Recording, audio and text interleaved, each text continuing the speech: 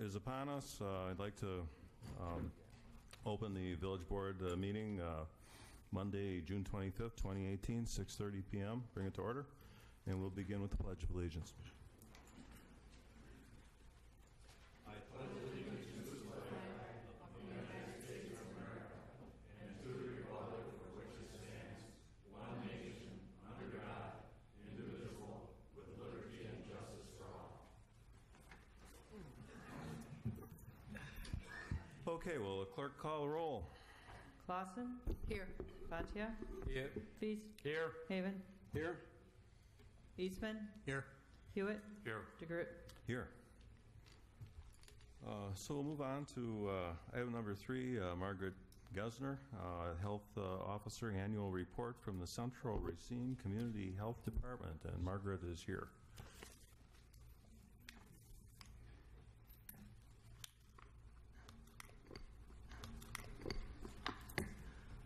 Good evening. Thank you to the board for having me tonight. I'm always pleased to be able to present the annual report and let you know what the health department has been up to in the previous year. And so we're going to be talking about 2017. And in particular, I'm going to focus on areas that were new or something that had changed in the health department for 2017. The report, which is online, is set up by the 10 essential services that we're required to provide. I will not go through every detail of that since you've already received it, but I'm happy to answer any questions.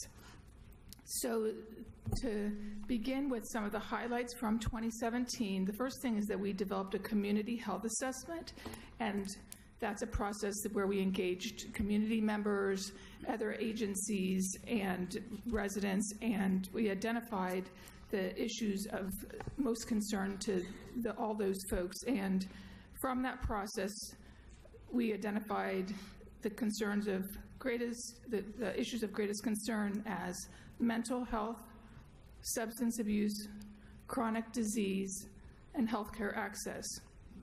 So our next steps are in putting together a plan with all of our partner agencies and the community members to determine how we can best address these issues. Some of these areas we've already been working on, and we'll continue to look at other initiatives that we might start. This past summer, it didn't affect Mount Pleasant as much, but one of the roles of the health department is to respond to emergencies. And so when there was flooding on the west end of the county, we did respond to that flooding. One of the things that we did was give out fee-exempt well water test kits for those in the county that are on wells. We also conducted nearly 200 food safety inspections or calls, and when there were issues with either water, flooding, and or loss of electricity. And so that's a big role for the health department in emergency preparedness. 2017, we also began a new program called Family Connects Racine County. It's a new universal postpartum nurse-run home visiting program that's open to all families postpartum. And so we are up and running with that program, and we have not quite completed our first year, but we're excited by the prospect of promoting healthy families throughout the whole community that we serve. We also are focused on safe sleep in the community, and so this year we went to over 30 daycares in the jurisdiction in order to provide safe sleep education to daycare providers, and they in turn then to the families in the daycare. We are the chair of the Racine County Fetal, Infant, and Child Death Review team, and so we put out a report this year that's also online looking at causes of death and possible prevention measures. And one of the prevention activities that did come from that this year is a prevention work group to address youth drownings. On the environmental health side, we developed an Excellence Award in 2017 for food facilities, and so that's been part of the way that we operate, is to make sure that we encourage the best behavior, and this is one way that we can do that. And so those facilities are listed in the report that received that. It's a quite high standard, and others are looking to see how they can now achieve that too. Also, the environmental health team developed an online food safety training course. So for temporary food events, if we can't get to people or they can't get to us, it's another mechanism to make sure that we have safe food in our jurisdiction. We did update our website for the first time in the 12 years that I've been at the health department, and so it's much more easy to navigate, and I encourage everyone to make sure they go onto the website and look at the different areas, both the programs and services that we have. So that's what I have in terms of all the new areas for 2017. I just wanted to mention in 2018 that we are part of we wrote for a grant through the Department of Justice and Department of Health Service to lead an overdose fatality review team, and so we'll be doing a multi-sectoral team to try to look at some of the underpinnings of the deaths and the overdoses in our communities and identify other prevention strategies. We also turned in paperwork for National Public Health Accreditation for our health department, and so we'll learn hopefully pretty soon when we'll have a site visit for that. So I'm happy to take any questions from the board. Mr. Hewitt, do you have a comment? Margaret, for those who may not recognize it already, would you enlighten everybody here again and all of the communities that you do occupy for Racine County Health? So we serve 14 out of the 17 municipalities in Racine County. So all municipalities except City of Racine, Elmwood Park, and Wind Point.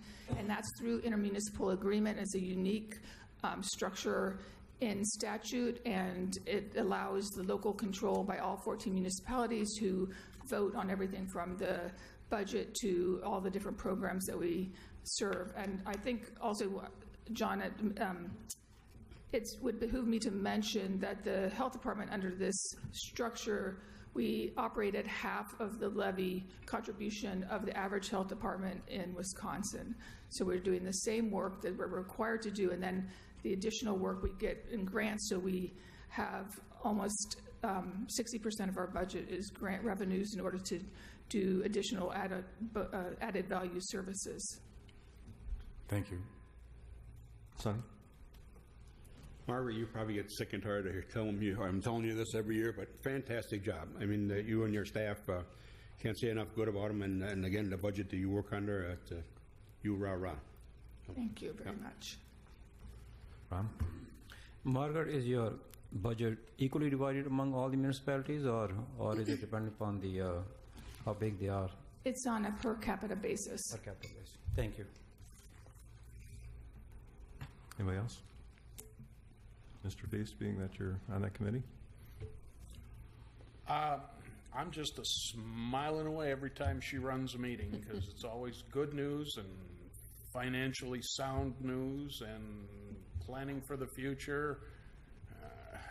Somebody ought to take notes when she presents her policies, because they're phenomenal. We could learn something. So, good job. Thank you. Thank you, and thank you for the board, and the staff have always been super supportive, so we really appreciate it. Again, Margaret, thank you for the work that you and your staff does. This is one of those collaborative effort things that just seems to just gets it done, makes it work. Thank you. Thank you.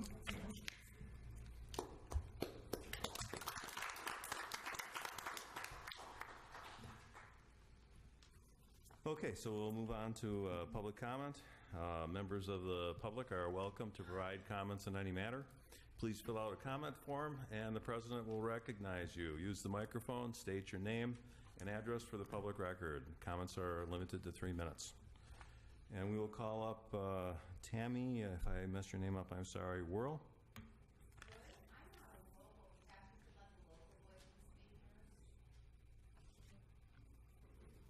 Do you want to speak? Yes. What, you...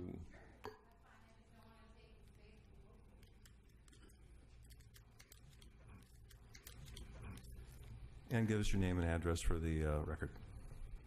I'm Tammy Wood, and like I said, I'm not local. I drove here from the west side of the state in Laval, where our roads are crumbling, and I came here again to remind this board what they've done. They have blighted your community. They've blighted your neighbors in favor of a foreign corporation. And all of Wisconsin is watching this. And all of Wisconsin is watching this as the farmers in my part of the area have to drive another 45 minutes because they have to reroute their crops as they remove them from the fields because our bridges are crumbling and they can't drive on them.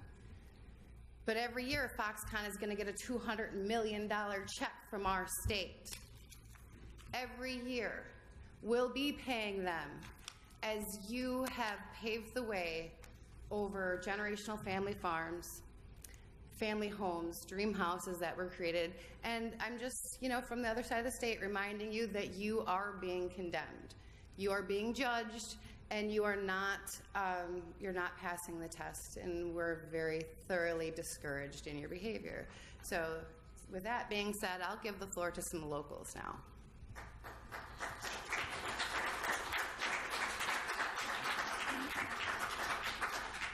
Okay, we'll bring up Kelly Gallagher.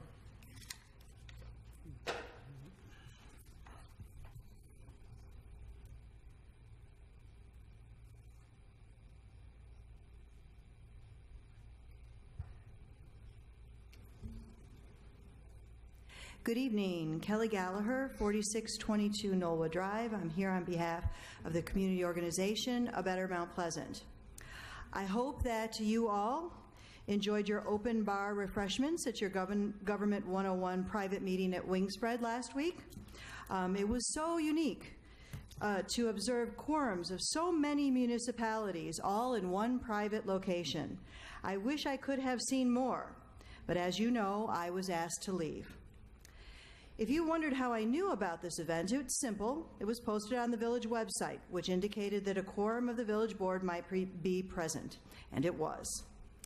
Before I spend my time explaining to you the definition of a meeting, when the open meeting law is triggered, and how all meetings of governmental bodies should be held in a place reasonably accessible and open to the public at all times, ironically, all of that information was contained in the PowerPoint that was discussed after I was removed from the premises.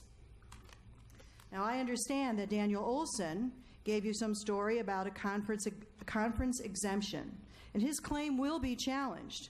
We are preparing a multi-jurisdictional complaint with the Sheriff's Office and have just today made contact with the Wisconsin Institute for Law and Liberty. We have a conference call with them tomorrow, who have a very good track record of winning cases exactly like this.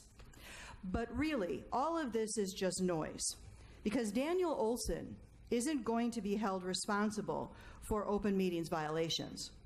Wingspread isn't going to be held responsible. You will. In legal court or in the court of public opinion, it does not matter to me. Just a day after the CDA had to reschedule to today an improperly noticed meeting because notice wasn't forwarded to the Journal-Times. Oh, technically, they could have held the meeting, just like technically they can prohibit residents from speaking about agenda items, not once, but 2 times. Technically, the village doesn't have to publish meeting minutes by a certain date, and technically trustees can meet for breakfast every week with village staff and committee members, and technically, a quorum of village trustees can meet in private, on private property, to engage in conversations about being public officials and prohibit the public from observing, even have them removed. I have come to believe from watching this board for the past few years that technically is the enemy of properly. You pay lawyers to root out what the ways you are technically not violating the law, instead of just doing things the right way, the open way. You know, like in slide number 2 on page 6 of your Government 101 handout. A representative government is dependent upon an informed electorate. The public is entitled to the fullest, most complete information regarding the affairs of government, and the law will be liberally construed, not technically distorted, to achieve its purposes. The open meeting law is triggered when the gathering is for the purpose of engaging in government business and enough members are present to determine the body's course of action. When the Unified School District meets at Wingspread, and they do, or even when they travel to conferences in other places outside of the Racine Unified School District, they make accommodations for the public to observe. So does the city of Racine. I don't know, however, if they have an open bar or not. But they aren't looking for legal clauses and asterisks to keep the public out.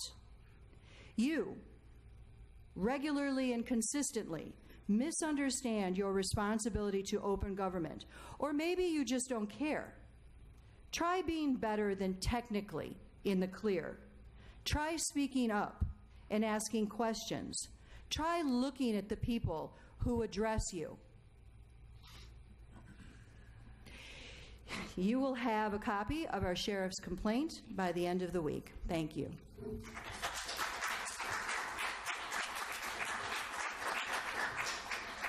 Okay, Kim Mahoney.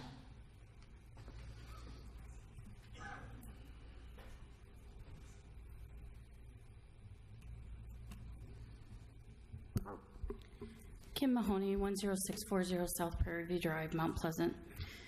At the Foxconn informational session on May 21st, I asked the DOT whether it was responsible for restricting access along Highway H, KR, and Brown Road. The DOT informed that the village is responsible for access control along those highways. After blaming the DOT for access control for months, Claude Loyce acknowledged at that meeting that the village is responsible for limiting access from private driveways to those roadways, but it is based on consultation with the DOT and a traffic study. He offered to share that traffic study. I asked for and received a copy.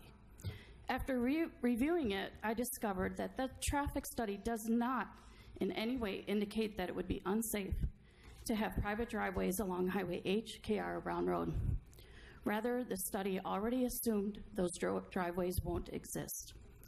So why is that important? The village's consultants have been telling residents that even if their properties are only partially affected by the widened roadways, they will not have access from their driveways to those roadways, so their homes will be landlocked. Your village is literally taking away access to those roadways for existing property owners, but giving access to the new property owner, Foxconn. Additionally, the village used the access control as one of the reasons your consultants claim the area is now blighted. That is a complete and gross abuse of discretion based on false representations. Perhaps that is why Mr. Loyce is so eager to blame the DOT. At the information session last week, I asked Mr. Loyce whether there was a previous traffic study conducted that suggests it would be unsafe for existing property owners to have access to those improved roadways. Mr. Loyce forgot he got caught and went right back to blaming the DOT for the access control. I followed up with him by email the next day. He has not responded. Therefore, this is a formal request to the board asking it to please direct Mr. Loyce to provide me and the rest of the village with an explanation as to why it would be unsafe for previous property owners to have access to Highway H, KR, and Brown Road from their driveways, but it is acceptable for a new property owner, Foxconn, to have multiple driveways along those roadways. Also at the public forum last Monday, Mr. Loyce informed the attendees that the village has been continuing to work with remaining property owners to achieve 100% voluntary property acquisitions. One of the attendees asked why the village has suspended negotiations with some property owners who have not yet sold. Mr. Loyce said that some property owners are represented by attorneys, so they're talking to their attorneys if the attorneys return their phone calls. Mr. Loyce then turned to my husband and proceeded to tell him that our attorney has instructed us not to talk to him. Really? That's surprising, since nobody from the village has ever spoken to our attorney regarding our property since we retained him. And regardless, I'm not sure how he knows what our attorney did or did not instruct us to do, since our communications would be privileged and confidential. Then he proceeded to make up a story that they have tried to call our attorney, and our attorney has not called them back. I confirmed with my attorney the following day that he has never received any response to the letter he sent 5 weeks ago notifying the village that he is now representing us. So, Mr. Loyce, you might want to check your facts rather than making stuff up as you go. But for the record, neither I nor my husband asked that question, since we could care less whether you have contacted our attorney.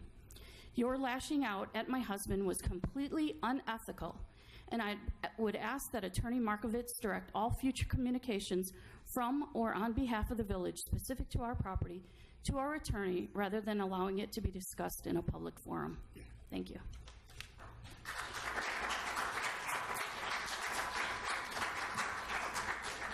Would Dan Dimmler come forward?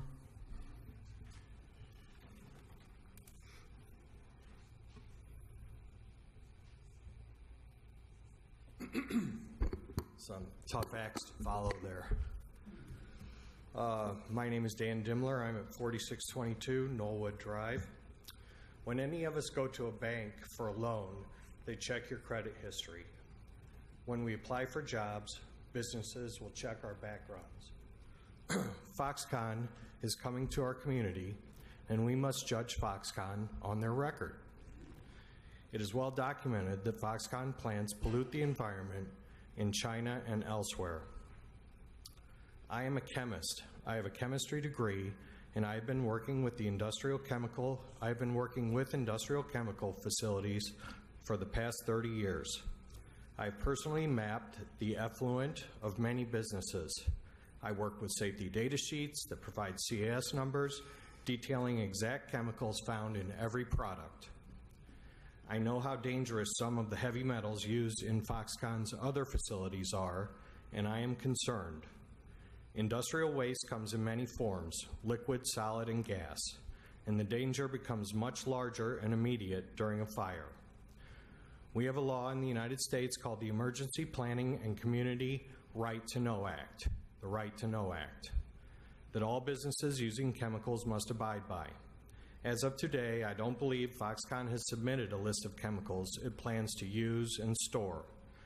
It is the duty of every business to abide by this law, and I do not believe Foxconn is an exception, based on what the people that have been here have said. There's no special Foxconn exception. Local government must communicate the types of chemicals that will be used and ensure the enforcement of the Right to Know Act. It will be Chief Stedman's responsibility to know every chemical, catalog it, and have it available for the public that goes into Foxconn and how it comes out. This information must be known to combat accidents or explosions which will endanger the community. God forbid. I, along with several board members, we all live just a couple miles downwind from there, right? I plan to keep a close watch on these reports and hope that you are concerned enough to ask questions, enforce laws, and communicate to the public, please, in a way that ensures a safe and lasting environment. Thank you.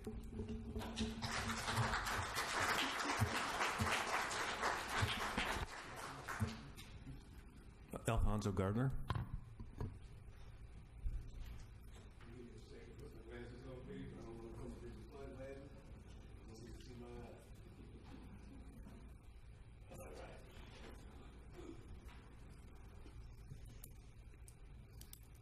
My name is Alfonso Gardner. I live at 1941 Broham Lane. I'm going to talk about Whitecon tonight. That's what I named Foxconn. There's a reason why I named Foxconn that.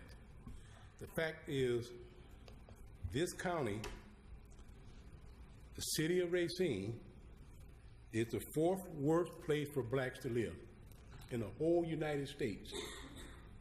And Foxconn and the governor didn't put in any inclusion language to include blacks or brown people. My tax dollars is green, just like everybody else. But this project is only for whites. I don't have a problem with white people working. I really don't. But I want to see people of color given the same opportunity. Now, we have Mr. Wu and Mr. Walker giving veterans 3,000 jobs. That's a preference. I'm a veteran. But why don't you give black people and brown people 3,000 jobs? If you carve out preference, carve it out for everybody. That's the American way, right? Supposedly, that's the American way. But it ain't being followed here. And it's really sad that people don't understand what's really going on or don't want to understand because it's unfair. We just said the pledge, right? What did that pledge say? It don't include me. Foxconn is not going to follow it. The governor is not following it. pledge allegiance to the United States, but I'm not included. And it's sad. But that's all right. I'm going to keep fighting.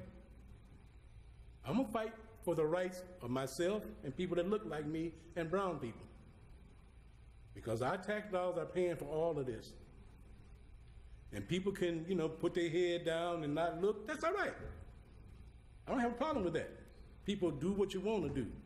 That's why I come here and say what I say. Because I have a right to say what I say. I have a right to fight this. It is wrong. It is very wrong. Racine is in this county. I thought the county want to be fair and help everybody, but it don't. It don't. I live in a beautiful home. I like living out here, but I live in Racine all my life, and I moved out here. Racine is a part of me. It will always be. The village of Mount Pleasant is part of me, will always be. But the governor and Mr. Wu is not treating people fair. They signaling out veterans, but won't signal out blacks and brown folks.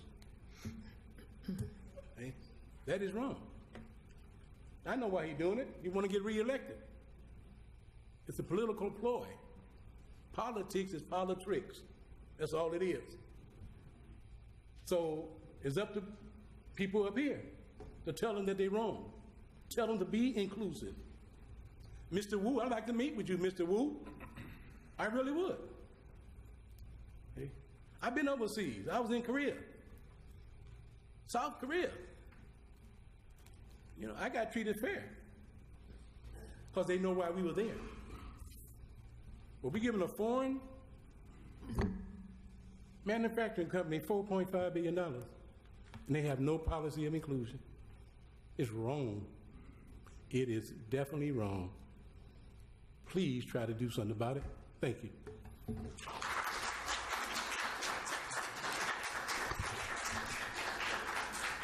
Okay, can we have Kathy DuVernay come up, please?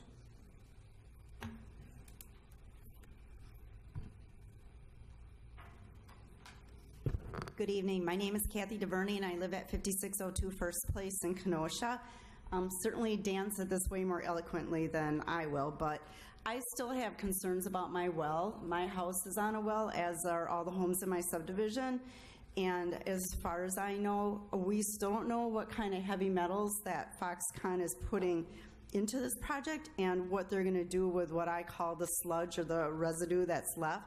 I mean, I think that's wonderful that they had this wonderful article about how they're investing $30 million in this ZLD system so that they can reduce their intake and keep our environment pristine, but they still don't say what they're going to do with their residue. So I have real concerns about that, and I brought this up the last time I had a chance to talk. Are they putting it in barrels? Are they sending it away? Are they putting it in the ground? Are they digging a hole and burying it? What are they going to do with it? So that's my comment, and that's what I would like to know. Thank you.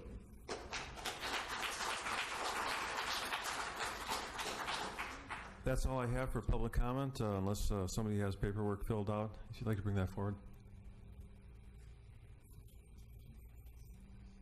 And we'll recognize Mike Devine.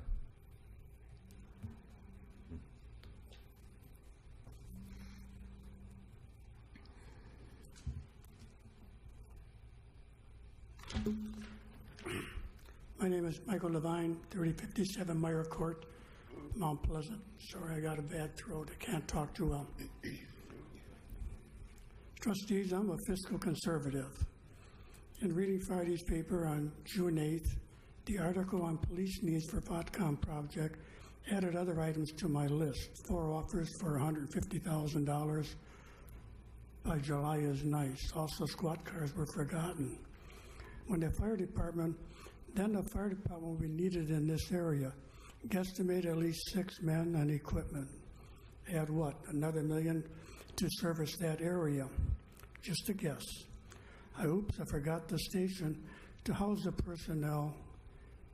And as Chief Zazarki suggested, room for a satellite police station. The price, again, just went up. We only have about 2 years or less to get this activated. TIP 4 had about 200 grand left, minus police costs. Eminent domain to get a satellite station? Hope not.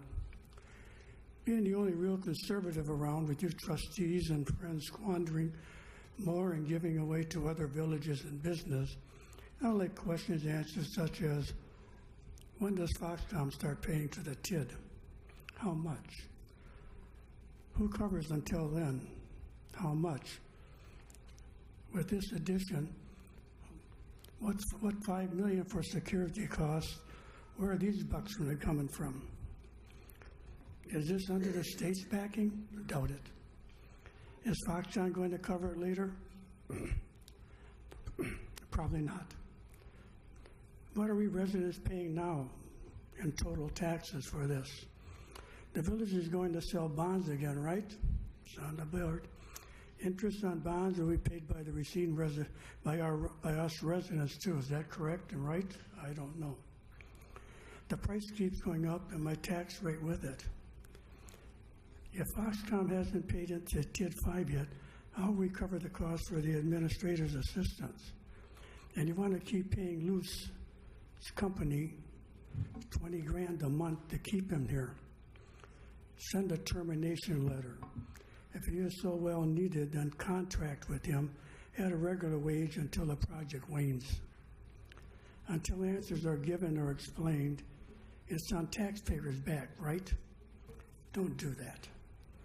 There will be a time soon when an audit of incoming versus expenditures to show where all the monies have gone. I thank you.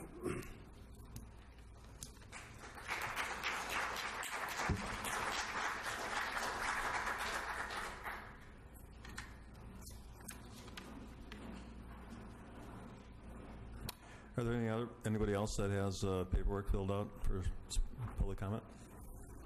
Thank you.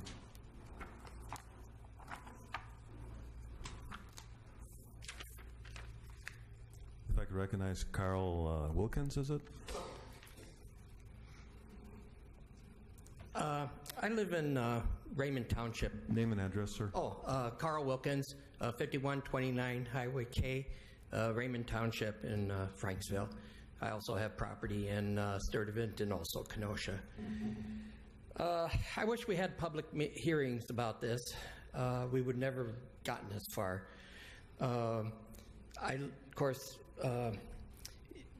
Mount Pleasant, of course, went ahead, signed this contract without really realizing the side effects that it's going to affect other people.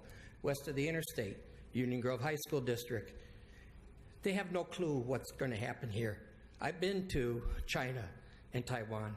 You have no clue as to the Asian system that is going to be forced upon you and that you're going to have to do. It's going to cost you billions of dollars. It's going to cost other people west of the interstate. I'm on a well also.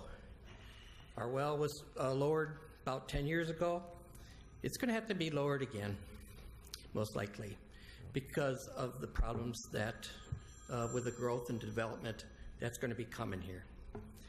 I wish you guys would have had a public hearing. Of course, it's not just your fault. It starts all the way from the President of the United States to every one of our representatives, and it's a shame that we have representatives that voted for this and they still have no clue as to what they voted for. Foxconn is scary, and you should all be scared. You have not been asking the right questions. You should be asking Mr. Wu a lot more questions. Don't trust him. He's like Donald Trump. Don't trust him.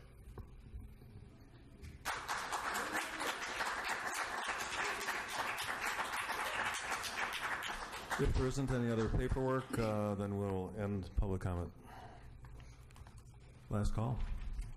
Okay. To agenda item number 5, which is approval of village board minutes of June 11th, 2018. Mr. President, I make the motion to approve the consent agenda approval of the village board minutes of June 11, 2018. Second. There's a motion and a second regarding the board minutes. Any discussion? There not being any, all in favor signify by saying aye. Aye. Opposed? That motion carries.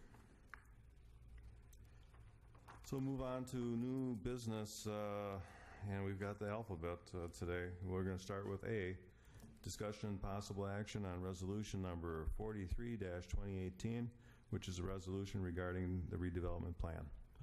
And I believe Mr. Markowitz has taken that. Thank you, Mr. President. This is a non-discretionary housekeeping matter required by statute.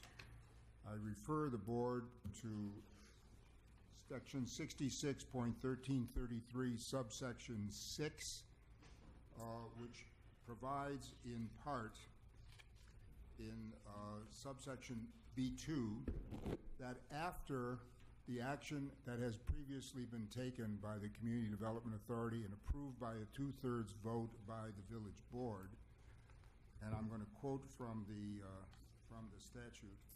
It is, let's see, let me get the exact. The sentence I want to read is, the local legislative body shall, upon the certification of the plan by the authority, direct that no new construction be permitted, and that after this direction, no new construction may be authorized by any agencies, boards, or commissions in the area unless authorized by the local legislative body. That would include substantial remodeling, conversion, rebuilding, enlargement, or extension, or major structural improvements on existing buildings, but does not include ordinary maintenance or remodeling or changes necessary to continue the occupancy. All of the necessary steps have been taken, and the statute does not make it discretionary because the word shall is used, that the board does this.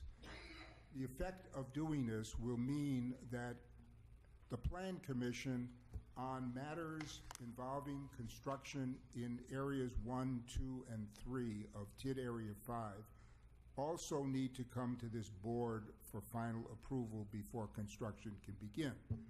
That would apply to Foxconn. That would apply to American Transmission Company, who is planning to build a substation in that area. And as I said before, this is a housekeeping item mandated by statute after the preliminary steps have all been completed, as they have. Thank you. Mr. President, I move that we adopt the resolution 43-2018 as presented. Second. I hear a motion and a second on 43-218. Is there any discussion or questions for Mr. Markowitz from the board? Oh, go ahead, Gary. Okay, let's go into hypotheticals here. There are a few properties that, in my opinion, might be able to stay on. That's my opinion anyway. A few residences that, if they wish to, would be able to continue to live on their property, in their homes. And my concern is that if they were to want to expand their garage or whatever, that by pinning them in this area with this resolution, what we're theoretically saying is normal Joe Blow who owns a house can just go through the proper procedures, but because you're in an area that we've designated, you can't do anything unless the village board were to okay it. Could you give me a little clarity on that? That's what you paraphrased what the statute says, Trustee Feast. That's what the purpose is.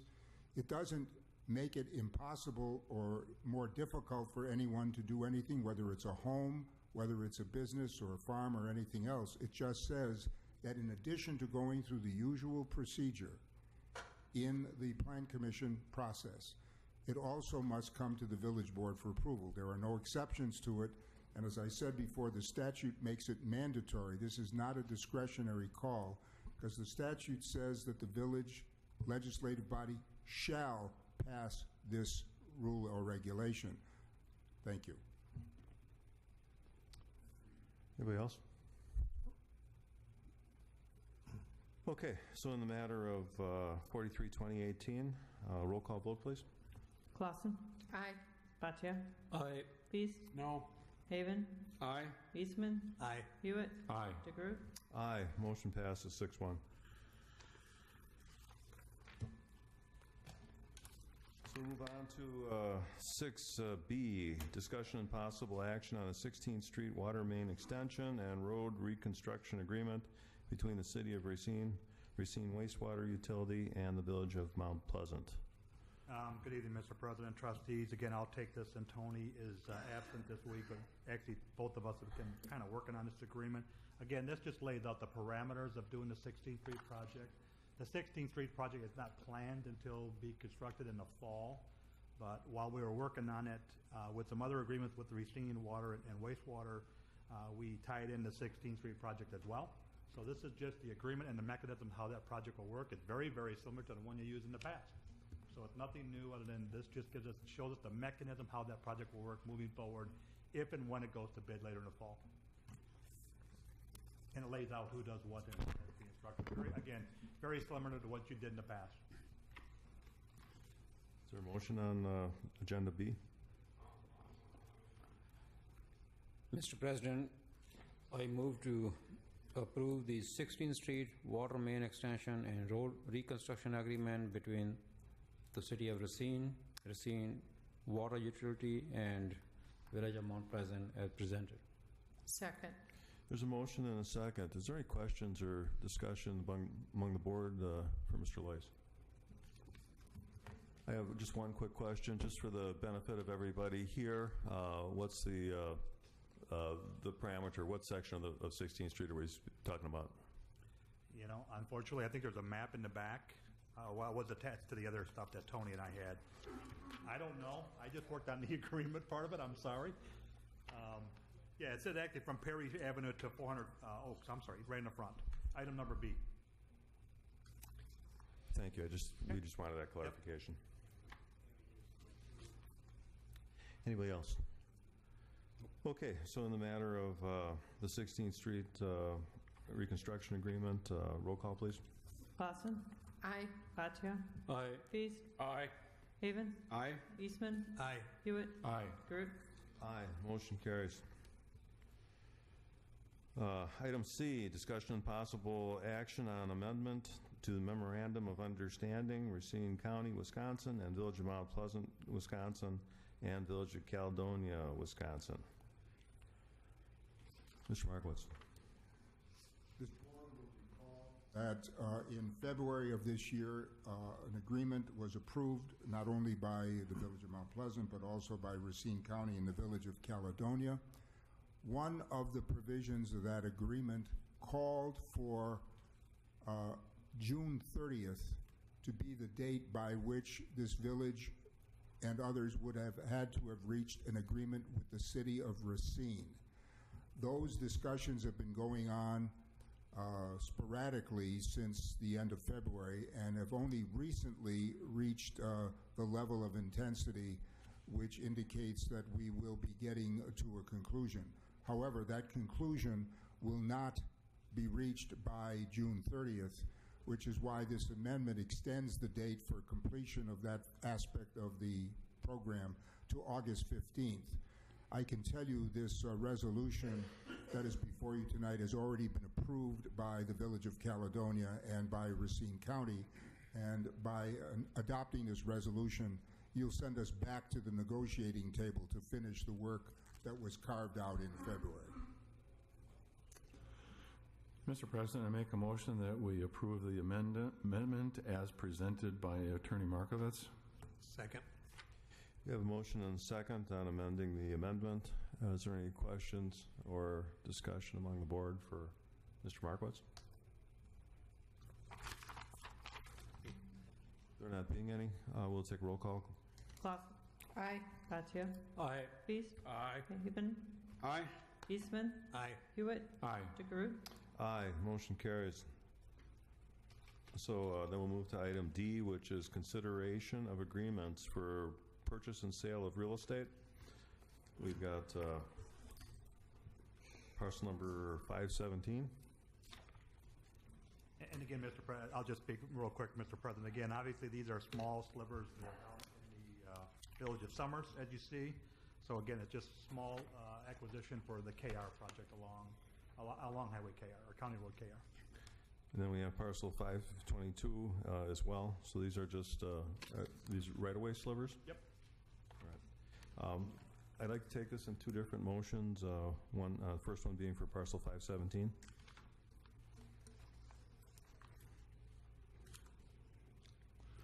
Mr. President, I make a motion that we approve the agreement for the purchase and sale of real estate regarding parcel number 517, the sum amount of $2,040. Second. There's a motion and a second on parcel 517. Any discussion? Ron? Only a question. The price is so low, so I'm kind of curious. What is included in this parcel? Is it just a piece of, just a small land or a garage or what? What is it? Again, it is just a little sliver of land along the front of their property line. That's it. It's all been appraised, and that's what the appraisal value was of the property. They agreed to that value. That's why it's here in front of you. Sure. I was just curious. Yeah. What's worth only $2,000? Thank you. Anybody else? All right. Did you? No, I'm Okay. good. Okay. Okay, so in the matter of parcel 517, roll call, please. Clausen. Aye. Batia. Aye. Feast. Aye. Haven. Aye. Eastman. Aye. Hewitt. Aye. DeGroot. Aye. So then there's parcel 522. Oh, by the way, the motion carries.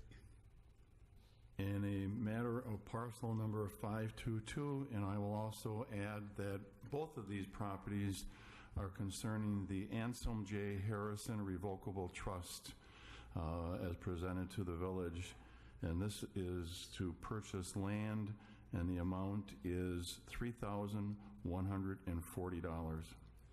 Second. Motion and a second on parcel 522. Any discussion? There not being any, roll call, please. Clausen. Aye. Batia. Aye. Feast. Aye. Haven. Aye. Eastman. Aye. Hewitt. Aye. DeGroot. Aye, motion carries. So we'll go to 6E, discussion and possible action on lease or purchase of defibrillators, heart monitors, and auto pulse. Chief Stebbin? Thank you, Mr. President, members of the Village Board.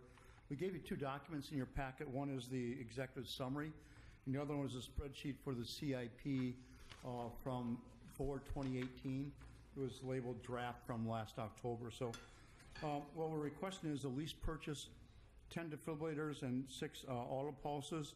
The defibrillators are heart monitors that we carry in all of our vehicles, and the auto pulses are mechanical CPR units that are used to perform CPR in the back of our ambulances. So you have a more uniform method of providing CPR when you're transporting patients to the hospital over the roads and things like that. So the current auto pulses we have were purchased between 7 and 12 years ago.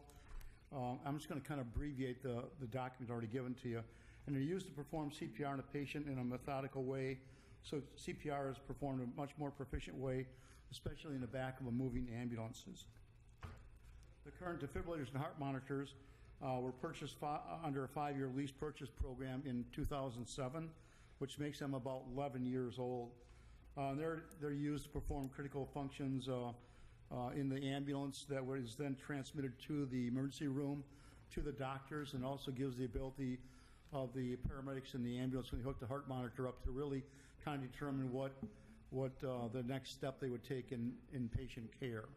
It's very critical that we have these monitors, they work effectively.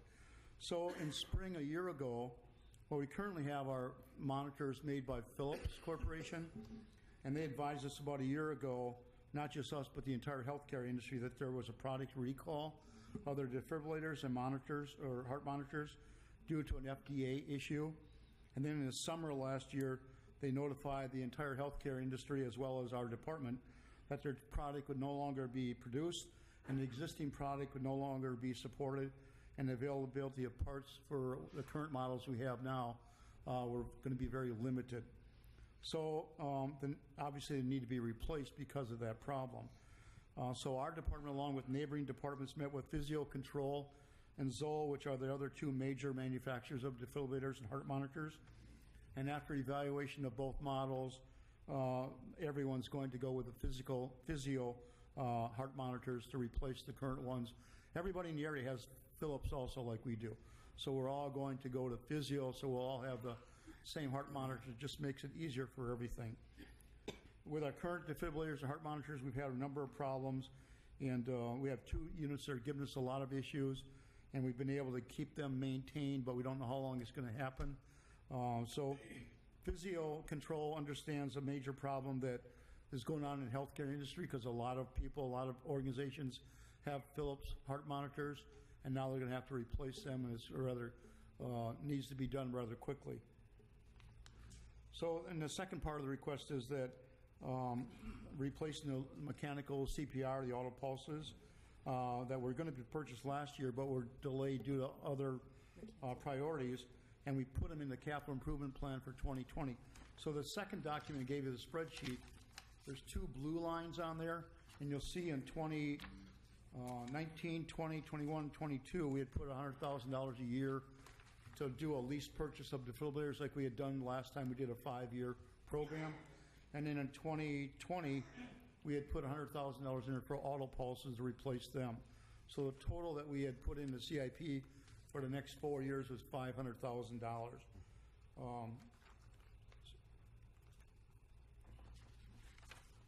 So we projected this money, and what we're proposing is, Physio agreed to it's open to many departments, but the price we have for all of the 10 defibrillators, heart monitors, and the 6 auto pulses is just under $400,000. And they've offered to allow us to do a lease purchase, and we take delivery of those units rather quickly, and our first payment would be due in 2019. And you could pay the $400,000 over a 4 or 5 year period, whatever the village boards approve. And we're recommending that we take the option to pay back the $400,000 over 4 years, which should be about $100,000 a year. And we've been projecting really $125,000 a year total for the 5 years. And there'll be a 0% interest at the end of the 4-year lease or 5-year lease. We would own the units just like we did with the last ones, current ones we have now. The initial offer from Physio Control to our department and other neighboring departments was we had to make the purchase or lease purchase by the end of June. And we said that probably the earliest we could get it done would be July 9th, but timing has worked out much better than we had thought it would be. So we're requesting that the village board approves us moving forward a lease purchase of the 10 heart monitors and 6 auto pulses, with the first payment due in 2019. And at the end of the lease purchase, we would own the equipment. And the other thing I should comment is that because it's a capital program purchase, the Fire and EMS Committee at their meeting a week and a half ago, I think it was, voted to approve to move forward with this. So we're bringing it to the Finance Legal License last week, and then the board tonight, and the Sturtevant Village Board will approve it tomorrow evening. And we're pretty confident from the board members on the Fire and EMS Committee that it wouldn't be a problem with Sturtevant. So I can answer any questions that you may have, unless it's a technical question about the heart monitor, and Battalion Chief Kaiser's here to answer those. Is there a motion to approve? Mr. President, I make the motion to approve the lease purchase of the heart monitors and auto pulses as presented by the fire chief. I'll second that. Okay, so we have a motion and a second. Does anybody have any questions or comments to the fire chief regarding the defibrillator purchase? Gary? Not really yet, Fire Chief. I'd like to ask our finance director and our administrator, what we're doing is we're projecting budgetary amounts for the next 4 years without having, at least from the presentations aspect, any discussion from the finance director or the administrator on the feasibility of this.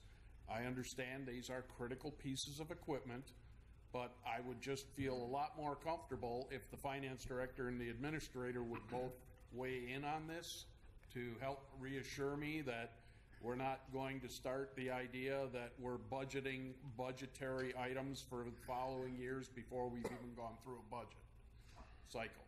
So whoever wants to jump in, please do. Chris, do you want to take that? Or Maureen, did you want I can speak to that. Matter of fact, we've talked about this already, and he's prepared to speak, so let's hear from the finance director. So the big deal here I think we have to look at is the fact that these items are recalled by the FDA.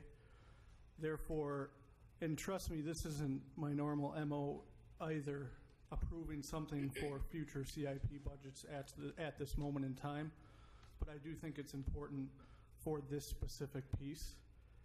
Moving forward, I prefer to not have this practice, be the normal way of doing things. But like I said, with the FDA recalling these items, I think it's quite important that we get this nipped in the bud right now. That way we can lock in this contract over the next 4 years or 5 years, whichever the board may choose. So that's my opinion on the matter. And again, the whole idea here is you had discussed it. It wasn't anywhere in the presentation. So that reassurance that you understand that this is a difficult situation and truly, the amount we're talking here as we beat each other up during our budget cycles is not an impossible number. So I'm more than confident that we can move the abacus around to make this work, but having the reassurance from the finance director and the administrator that this was been discussed and the village feels from your points of view we can go forward with this, happy day for me. Thank you. In addition, if I could, Mr. Chair. Sure. These are life-saving pieces of equipment, so in terms of priority, I think everybody in the audience would agree that a defibrillator was absolutely essential when it comes to our EMS system. Yep. So that aside, we've already talked about this. The finance director is aware that this recommendation went to the finance committee, so we're fine with it as is. And I see the chief's hand raising in the back. It's up to the village president if he speaks. So the answer to your question is yes. Thank you. Go ahead, Chief. Just one comment, and that is that just a reminder that the village of Sturtevant does pay approximately just under 20% of the cost of these. So it's going to be split like the normal budget is. So. Anybody else? Go ahead, son. I guess I don't have an argument with the need for the equipment at all. I do have a question as to the 0% financing for 4 years or 5 years. Why wouldn't we take 5 years? It's 0% interest. A question, I guess. Can I give you the fire department's perspective on that? And I think the Fire and EMS Oversight Committee, if you look at the CIP draft budget plan, there's plenty of other items that we're going to have to address in the next few years. So from our perspective, I think, and the Fire and EMS Committee also, it would be better to pay these off sooner than later because there are other things that we need to figure out how we're going to purchase those items. If I could. Go ahead. And the finance director can weigh in. We've taken a look at the CIP for the fire. We have a couple of trucks that are coming due in the next year or two. So therein lies the conundrum that I think the chief is referring to. Correct? Yep. He's nodding for those at home that can't see him. Yes, that is correct. And he's nodding yes, not no. No, that is absolutely correct. I mean, we have a number of vehicles we've talked about for about 2 years that are going to be, the equipment was replaced this year, but there are other vehicles that need to be replaced. We have one Engine 9 that's in for its annual rebuild, I call it, and that vehicle costs us about $20,000 a year to take care of issues with that vehicle. Okay, anybody else? I'm still lost. And just maybe enlighten me, Mike, and I get free money for 4 years or free money for 5 years. I got to pay it sooner or later, but what did I miss? I would recommend 5 years. If it were up to me, at the end of the day, we're going to be purchasing this stuff regardless, so no hard feelings, Chief, but I would recommend 5 years. That's 0%. I like free money. I'm sorry. Would you like to amend the payment plan? Or I don't even know that we can go there. Is the deal for 4 years? And the deal is for 4 years based on a 4-year capital projection. We can define what we want. The Fire and EMS Committee recommended 4 years.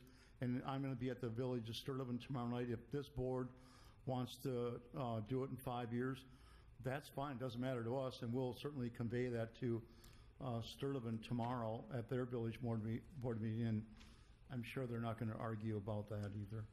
Well, the motion as it's stated, can we agree that 4 years is good, 5 years is better if Sturtevant will come along with it?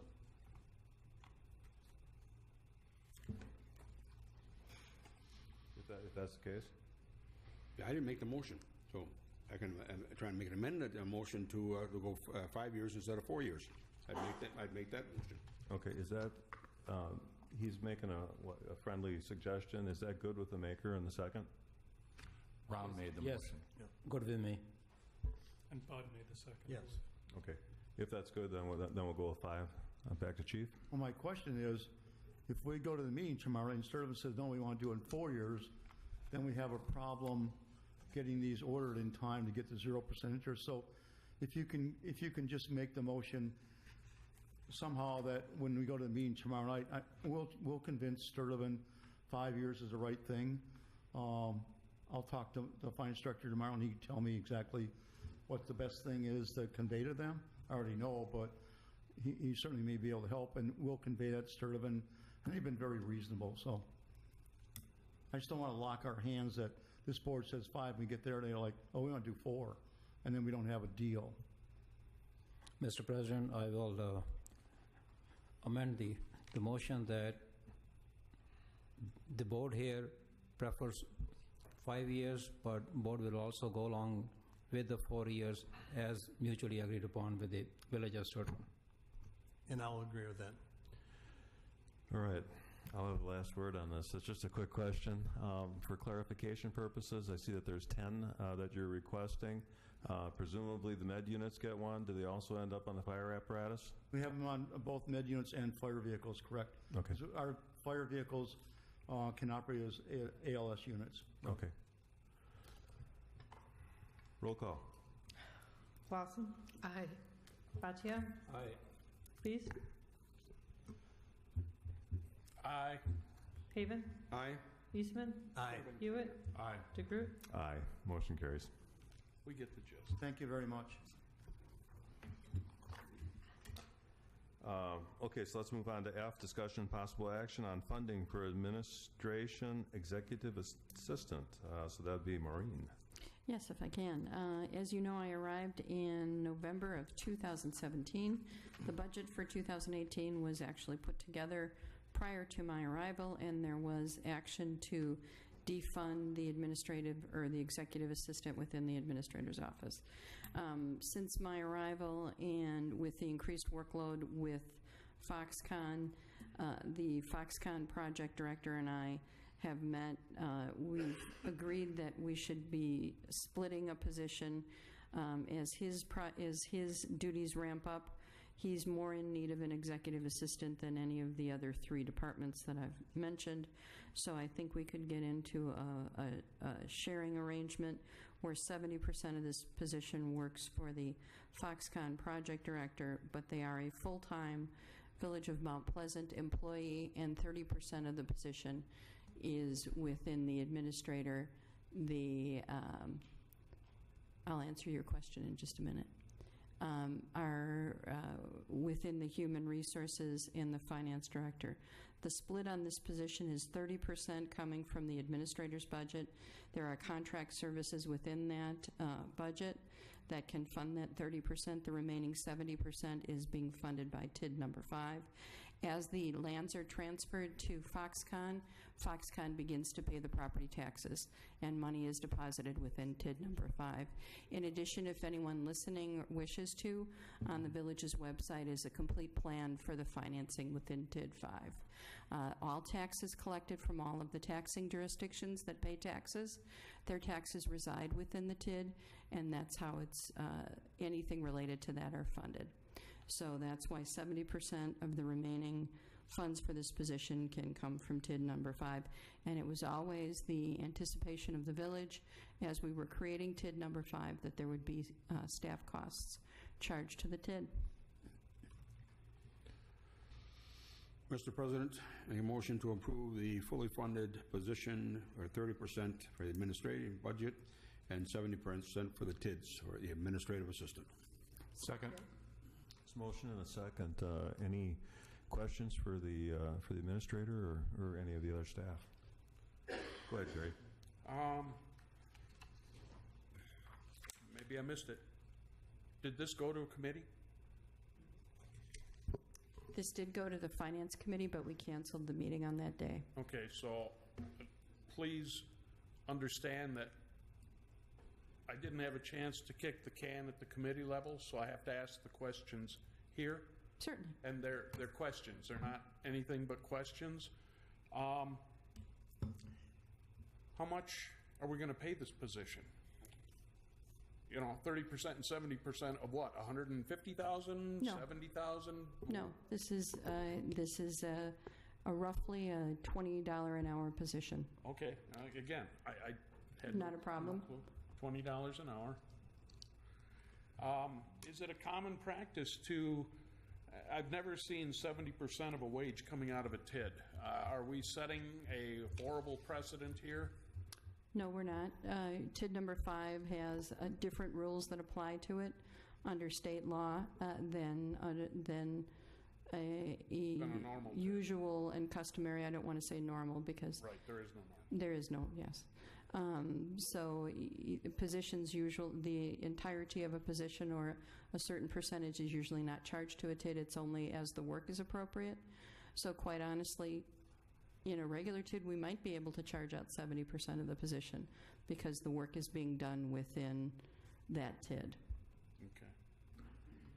Mr. President, if I make a comment, Gary, if you remember, in the past, we have split as far as planning department personnel in different TID money and everything then too, so this is not something new. But not to the degree of numbers. No, because we've always gone in the 10 to 20 to 25%. Now we're at 3/4 or 2/3 of the wage is coming out of a TID. Again, looking at $20 an hour, it's not going to light my candles, but my concern is that we are creating a financial legacy out of a TID that really hasn't paid us a nickel yet. I just want some assurances that it's not going to be underwater before we even start. So the idea that I had no idea how much it was, I'm okay for now with the $20 an hour and the breakup because, again, we're spending a heck of a lot more on other things that are minutia on that TID. But I'm a little concerned that all of a sudden the TIDs are funding wages which never stop. And the whole idea of a TID is infrastructure, jobs, and getting that TID closed as soon as you're making the pot of money enough to make it closed to help offset the levy of the residents. Yet I see the way that it's my opinion that municipalities are drawing off the TIDs in greater amounts, which is preventing these TIDs from closing sooner, which there's no law says they have to, but again, it's really going to be resident money one way or another. So for this, again, I'll back off, but I'm just cautiously worried that we're going to start doing like another municipality is doing with its little pot of money because it has no other pot of money. I just don't want to see this pot of money to start flashing out in directions that I'm a little concerned about. An administrative assistant at $20 an hour, I'm not concerned about. As a matter of fact, one of the reasons why we chose to make this a staff position is because it would be we bear the costs of the health insurance, the retirement costs, whatever the taxes, we pay the payroll taxes for the position rather than contracted service, which, as we know, when you contract out a position that would cost you $100,000 indeed becomes a $150,000 contract. So that's why we're keeping this in-house. Let's talk a little bit about those numbers. This is a very long meeting, so I don't want to go into this too length. But you have roughly our levy is based on $2.5 billion in taxable property. That gets us a levy of about $18 million.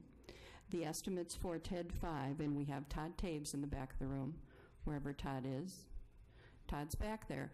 The estimates for TID 5 for the taxable property is at $1 billion, roughly, and that's a conservative estimate. $1.4 billion. Currently our taxable assessed value for the entire village is $2.5 billion. We are levying about $18 or $19 million roughly for our budget. So if you can run the numbers, $2.5 billion,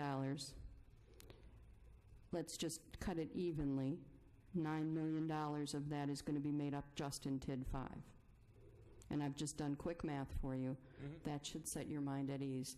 And those are conservative. The numbers that our financial advisor has come up with for TID 5 are conservative. They do not take into account much of the development, and Todd, correct me if I'm wrong, much of the development in areas 2 and 3. Some of it? 0? Nothing in areas 2 and 3. So I think I can say with some certainty we are providing good, solid management when it comes to the ability to charge off. Because once we close TID number 5, if we were to close it today, $9 million. I think we've been very conservative in our spending when it comes to the positions. So there you go. Thank you. And the TID 5 project plan is all on our website. And I'd be happy to make copies of it for anybody on this board that wishes to see it. And those in the public, it's on TID number 5 is on our website, the project plan. Ram, if you want to speak, make it brief. We've got to roll along here. No, quickly, I guess I'd like to clarify that we should not be bound by the number of $20 an hour. We need to find the best possible person for that job, so it should be in the range of $20 an hour. I think that was a discussion that the administrator had with the HR person, and that's kind of where they're looking, and it's subject to... It might be a little higher, it might be 25. There's a pay range that next month in your July 23rd meeting, you'll be taking up the McGrath pay study, and I've referred to that, but I don't have that exact dollar amount. Roughly $20 to $25. Yeah, that's why I wanted to have it on the record. Yeah. Thank you. I think it should be pointed out that the administrative assistant, that there was going to be administrative costs incurred by the TID. It was projected, the TID was being formed, and it's been budgeted for. I can, Mr. President, if I may, real quick. The correct hourly wage is going to be somewhere between $21 an hour and $26.53 an hour. Okay. Okay, so in the matter of funding for the administrative executive assistant at the ratio that was spelled out in the executive summary here, thank you for helping me with that word. Roll call, please. Clausen? Aye. Bhatia? Aye. Feast? Aye. Haven? Aye. Eastman? Aye. Hewitt? Aye. DeGroot? Aye. Motion carries.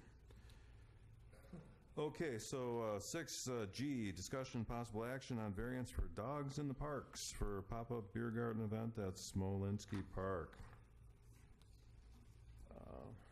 Is that Sam? It's fine, Joe. Oh, okay. Chris. Mr. President, thank you. I'll be brief. Village Code prevents bringing dogs in parks. We have a pop-up beer garden July 12th through 15th that was approved by this board last meeting. The operator of that pop-up beer garden expressed an interest to allow dogs at his event. Other municipalities have recently amended their ordinance to allow dogs in all municipal parks. This would only cover that event. From a liability standard, it's my opinion that the risk of liability, if there was a incident, a biting incident or something, is very low to the municipality. And because it's a controlled event and it's a short event, I thought this might be a good trial to see how it goes. So I'm recommending that the board allow this variance for this event only. And we do have ordinances regarding dogs off leash, dogs out of control, running at large. We already have all that, vicious dog ordinance. So we don't need specific, will allow this variance if you keep your dogs on a leash, because that's already part of the law, okay? So that's why I didn't put any conditions as part of the variance, because our code covers those things. So answer any questions if the board has any. Can I hear a motion on this? Mr. President, move to recommend the variance to the village board allowing dogs in Smolinski Park during the dates and hours of operation of the pop-up beer garden event on July 12th through the 15th, 2018, from 3 p.m. to 10 p.m. Second. There's a motion and a second. Was the date supposed to be in the motion? You can amend it if you want. July 12th to the 15th. From 3 p.m. to 10 p.m. Is that okay? That was the motion, right? I don't know if you specified the date, did you? No, what I was asking is, should the dates be in there if this is a trial balloon for things like pop-up beer gardens? Yes, the date should be in there. Okay. Because it's a trial balloon for this pop-up beer garden, for this event. Okay. So there's a motion. There's a second? Yes. Any discussion or questions for Chris? Anna Marie? Just as a note, I've had several people approach about this issue, expressing concern, stating that there are already parks that have specifically drawn for dogs. And the majority of people who have approached me have said we should not have dogs at the beer garden. Again, this is a trial. Mm-hmm. I understand. Gary? Again, my concern would be the liability of the village. More importantly, the idea that most of our residents understand as is now, there is no dogs allowed. So I'm just throwing this out there, that maybe there should be some kind of a posting at the park saying for this event dogs are allowed, so that people coming into the park that have nothing to do with the beer garden are aware that there are dogs in the park for this event. I think it would just be a good community let them know thing versus them trying to find it in our minutes.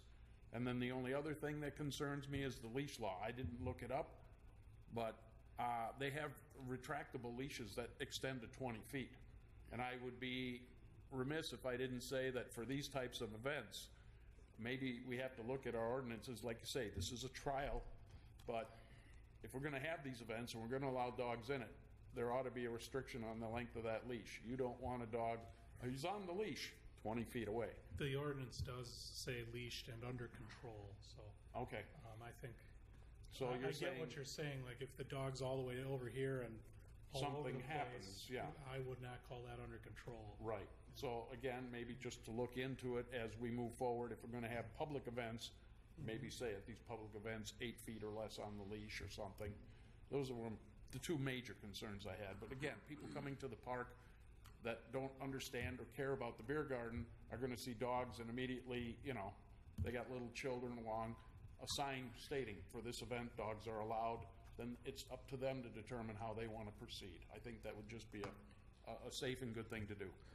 Well, the operator of the pop-up event was at a finance, legal, and license meeting and went into this, and being that it is kind of a trial balloon here, it's something that's going to work or it's not going to work, and if it doesn't work, he's not going to want it either. My only question in all this is dogs, sometimes leave stuff behind, and as delicately as I can put that, I'm assuming that if the operator wants to have this event, that he is going to be providing for some kind of refuse program, be it bags on posts or something. Is there anything about that in there? There's nothing in the variance. You can certainly put conditions on the variance to make it the operator's responsibility, but we do have provisions in the code that people need to clean up after their dogs when they're not on their own properties. Well, at any special event, you're supposed to clean up, but right. there probably should be a little clarification so that the next guy into the park isn't surprised as he or she is walking through it. Anybody else? I think you could talk with the event sponsor and maybe get a voluntary compliance to that versus us making it a condition. Because again, I'm sure he wants this to be a successful event. Right. And also, if you recall, when we approved the beer garden, we removed the word automatic. So again, if he's not in compliance, he will not get the renewal for the next year or so. So I think it'll be in his interest. So I'm glad that we removed the word automatic. Okay. Yes. In the matter of the variance, roll call, please. Clausen. No. Bhatia. Aye. Feast. Aye. Haven. Aye. Eastman. Aye. Hewitt. Aye. DeGroot. Aye. Motion carries 6-1. So we'll move on to H, which is discussion and possible action on Smolinski Park Prairie Restoration Contract for Project Management Services with Rip Pike Watershed Initiative Network Incorporated. Sam. Mr. President, the contract you have before you is between the village and Root Pike Wind for project services in Smolinski Park for Prairie Restoration Project. As outlined in the contract, Root Pike Wind will be the contractor, and then they'll subcontract the actual restoration work. So they'll be managing all the work. Village involvement from this is purely from a financial standpoint. We'll be taking in any grant funds that they may receive and have received, and then making payments as requested by the subcontractor and therefore the contractor. So this is just memorializing that agreement. As of today, Root Pike Wind has obtained all the funds necessary through this project, both in terms of the preliminary seed, the preliminary restoration work, and including 5 years of maintenance. So the agreement is fully funded as of today. Thank you in part to the federal government and the Fund for Lake Michigan. And so we just need to execute this, and they'll start work right away. And they'll likely take down the prairie to remove any invasive species and then move forward with plantings and maintenance over the next years. Is there a motion? Mr. President, I make a motion that we go ahead and approve the Root Pike agreement on Smolinski Park Prairie Restoration. Second. I hear a motion and a second for the restoration project. Is there any discussion? Questions? Mr. Feast. Yeah, Sam, I was really glad to hear the 5-year maintenance is also included, because that's my ballpark. Understanding it does take approximately that to actually get a prairie established and thriving. They're operating basically on grants and everything else. What if we have something unforeseen come up? I mean, is that you come back to the board and say, 20 drunken tractor guys went through there, where's the contingency money if necessary? There is some contingency that was built into the bids to the subcontractors that Root Pike Wind issued, as well as they always have the capacity to do more fundraising. So their intent is that this is entirely grant funded as of today. It's 100% plus some contingency with Tallgrass, as well as they also have made it clear that they'll utilize their network of volunteers. So if anything minor happens in terms of an area got trampled or something that, they'll go out and take care of it. The contingencies are built into the budgets, and like I say, Tallgrass, they're my people. Super. Thanks. Anybody else? Okay, so in the matter, roll call, please. Clausen. Aye. Bhatia. Aye. Feast. Aye. Haven. Aye. Eastman. Aye. Hewitt. Aye. DeGroot. Aye, the motion carries. Item I, discussion and possible action to approve the tax incremental district number 4, Phase 1 Development Agreement Amendment number 1 with MLG Highway 20 Limited Partnership. Sam and Robin? Yes, Mr. President. This is amendment number 1 to the Phase 1 Development Agreement with MLG. Recently you approved the Phase 2 Development Agreement. This Phase 1 amendment essentially cleans up Phase 1 to reflect Phase 2. Phase 2 is taking increment from Phase 1 and Phase 2 increment area. So this is just amending that Phase 1 agreement to make sure that the legal language is clear. So it's all going to the Phase 2 agreement. So this is just wrapping up everything into the Phase 2 agreement, which you previously approved. Do I hear a motion? I move to approve the First Amendment to Phase 1 Development Agreement. Second. There's a motion and a second for the Phase 1 tax incremental District Number 4 development agreement between MLG and Highway 20 Limited Partnership in the village. Is there any questions for Sam or comments? Or Gary, go ahead. Sam, we're executing this agreement. Obviously, the legal language hasn't been finalized and the signatures haven't been placed. When that occurs, where does that document rest? It'll be recorded against the properties at the Racine County Register of Deeds. Okay, thank you. Anybody else? Not hearing any other discussion. Roll call, please. Clausen? Aye. Bhatia? Aye. Fees? Aye. Haven? Aye. Eastman? Aye. Hewitt? Aye. DeGroot? Aye. Motion carries. So we'll go to item number J, which is discussion and possible action on construction services agreement, Cedar Corp., Pike River Pathway Phases 7 to 9. I'm bringing this before Mark you. Benish. In the absence of Tony Byer, the engineering department has proceeded to work with R.E. Smith to complete the bidding process for the final portion of the Pike River Pathway schedule for construction. This project will construct the Pike River Pathway multimodal trail from its connection point to the Kenosha County Trail system at County Line Road to the existing south terminus of the County Pike River Pathway, approximately 1,000 feet south of Durand Avenue. This project is funded primarily by federal grant money administered through the Wisconsin Department of Transportation. The village was awarded a grant of $562,176,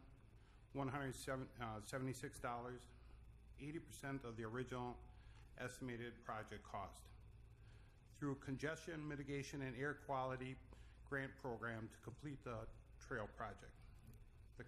The contracts were prepared and bids were received on March 9th. Village staff solicited 3 statements of qualification from engineering firms to provide construction-related services for the project.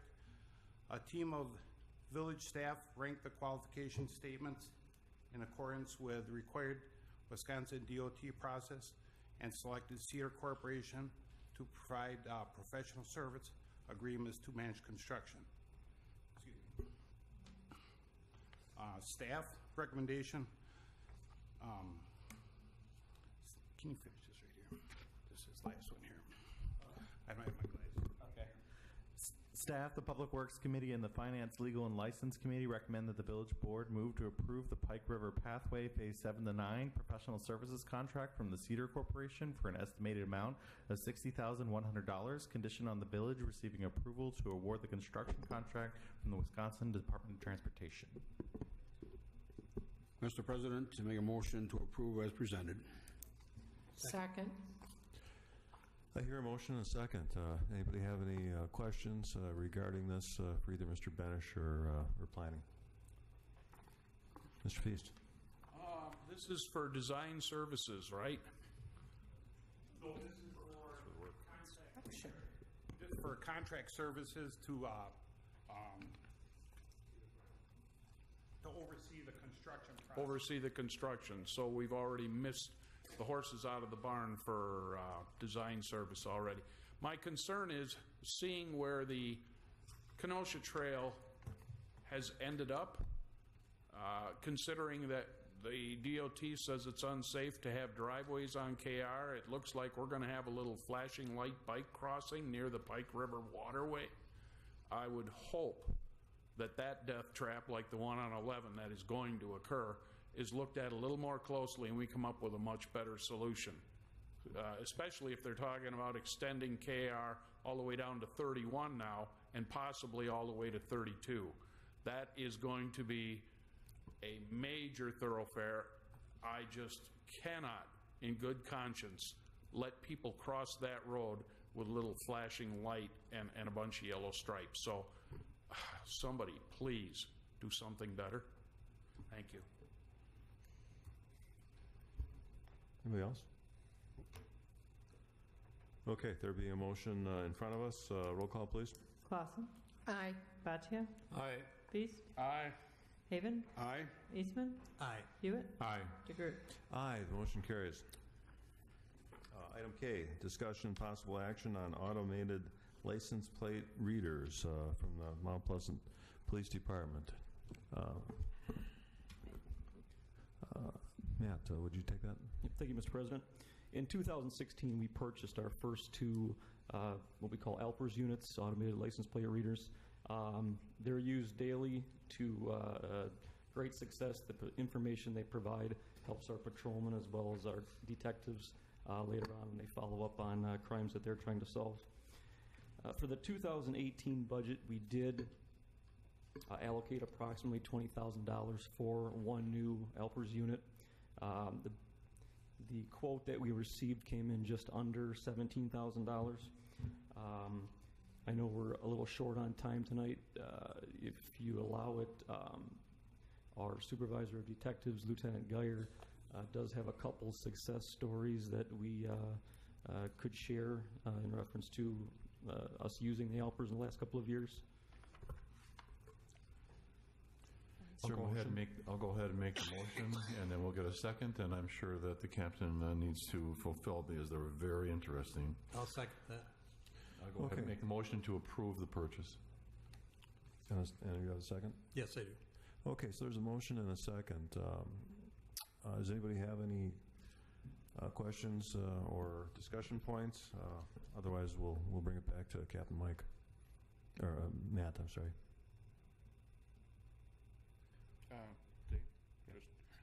And again, I've been asking for the information on the two that we've had forever and just haven't heard it. I'm sure there are probably good stories now, but in the absence of time, I guess I could hear the good stories later.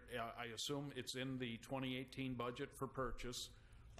My only question is, the two vehicles that have these on them, what is their average daily hours on the road? Are we getting our bang for the buck, or are these just a first shift plate reader? I guess if we're going to have a third one, I'd like to think that we're getting 72 hours out of a day, you know. With these, got any idea how much they're on the road? Yeah, what we try to do is get each vehicle that has a license plate reader to be on the road for at least 2 or 3 shifts. Okay, all right. Could he share one story, please? Oh, yeah, if it's the board's prerogative. We do need to move on, but we'll listen to one good story. Pick your best. Just real quickly, in 2017, there was a robbery of the AT&T store on Durand Avenue. This was a particularly violent robbery because the suspects came in, they pointed a pistol or held a pistol at the clerk's head, forced him to the floor where they used duct tape and taped his wrists and his mouth, and then they walked off with approximately $50,000, or ran off with approximately $50,000 worth of electronic equipment. They had done this previously. While we were en route to the call, the ALPR squad cars were recording license plates. Based on a vague description of the suspect vehicle, we went through the records. We were able to locate the vehicle that the squad car had passed as they were leaving the scene. We were able to identify the driver and the passenger. The first suspect was federally indicted and is now serving time. The second one just pled guilty to a federal charge and is also going to prison for several years. That was just one. The other one, just real quickly, several weeks ago, there was an incident involving an infant child that was taken from her mother. The father left the state. He returned back to the state. We found the child in Lake Geneva with her father as a result of an ALPR unit that Lake Geneva PD had. And the child was returned unharmed to the mother. So there's just two right there. They're worth their weight and certainly worth their money. Thank you, Lieutenant Carter. Okay, so in the matter of the license plate readers, roll call, please. Clausen. Aye. Bhatia. Aye. Feast. Aye. Haven. Aye. Eastman. Aye. Hewitt. Aye. DeGroot. Aye, the motion carries. We move to item L, and we are going to be discussing and possible action to amend section 82.52 of the municipal code pertaining to sanitary sewer connections. Chris? Thank you, Mr. President. This is just a very simple amendment to our code, which basically requires properties to connect a sanitary sewer when sanitary sewer is run in front of their properties. Also prohibits septic systems on those same properties. The problem is there are some properties within the village that are just plain stuck because you have our code on the one hand and you have the Racine wastewater utility, I believe it's called. Yeah. On the other hand, the moratorium. So moratorium says you can't connect. Our code says you must connect. We have people ready to develop, and so we're proposing this exception in our ordinance saying if you're subject to a moratorium, you can install a septic system and develop the property. But if the moratorium is lifted at any time and a triggering event occurs, which is already defined in the ordinance, like sale of the property or rezone or, there's a number of them, then you have to connect. So, Robin, you want to add anything there? Yeah, this is because this came about because we recently approved a rezone, I believe 0818 off of Shirley Avenue, which is in the moratorium district number 13. Rezoned it from AUH to R100. The property owner wished to construct a house and was denied a building permit because there was a moratorium on connecting the sewer, and because of this ordinance, he could not build a septic system. So, and the very first rule of this ordinance, the 8252, says you need to have plumbing, and it's got to be one or the other, and these two conflict. So we need to have like an out, otherwise the village would be essentially taking his property rights from him. He wouldn't be allowed to build a house. So that's why we went ahead and put this through, and this is also on the recommendation of Tony, who's not here. Mr. President, I make a motion that we approve ordinance 15, 2018. Second. I hear a motion and a second. Is there any discussion or questions, legally or otherwise? Mr. Feast? Robin, maybe? Sure. So we have a moratorium, and the moratorium is because the area that we've allowed to build out is putting too much waste into the system. So they basically say, you're under a moratorium there, clean up your act. And what we're saying is, well, we're not going to worry about cleaning up our act in the moratorium area per se, because we're going to bypass it by allowing septics. Well, is this strictly for R100 development, or is this going to start including larger, different systems for, let's say, apartment complexes and businesses where, again, the gray area, once you open up that door. Well, commercial and other types of properties that are heavy use are under different rules to begin with.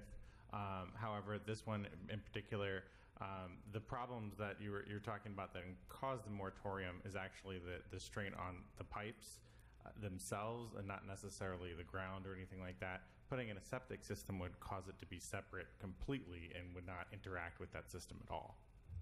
But in theory then, we could have a home on a stretch that has a sewer going by that everybody had to connect up to, and he gets to put a septic in, and for the next 20 years, he doesn't have a sewer bill? Correct. Because otherwise we would be taking his property rights away. Okay. I mean, that would probably not hold up in court as well. So it's, but I'm not the lawyer. That's just my layman's opinion of it. But in that case, the whole idea of the moratorium, in my opinion, is to prevent just, Yeah, the moratorium is for the overtaxing in the pipe system, and putting in a septic wouldn't interact with the pipe system at all. but you're making what I'll call spot zoning for septic system is what you're doing. Now, we're making an exception for a conflict in the code, which is basically, if you read the code as is, there's no outlet for this particular situation other than you can't build a house. And we can't say you can't build a house in an R100 district where there should be allowed to build a house.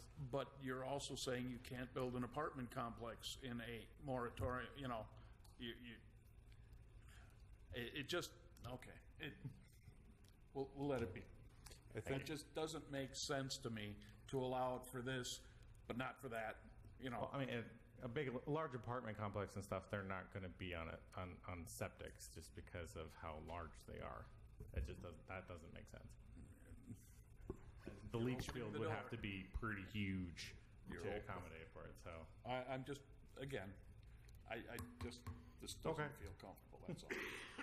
I think if Tony was here, he would also, say that we are doing what we can to address the conditions that the moratorium effect with the sewer reline program and all that stuff that we have. I mean, so we are addressing it, but we do have this hole in the ordinance. Is there any other? Not hearing any. Well, let's take the vote on this. Roll call, please. Clausen. Aye. Bhatia. Aye. Feast. No. Haven. Aye.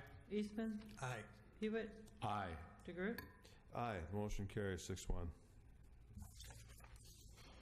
So let's move on to M, which is discussion and possible action on preliminary resolutions for special assessments regarding the following projects.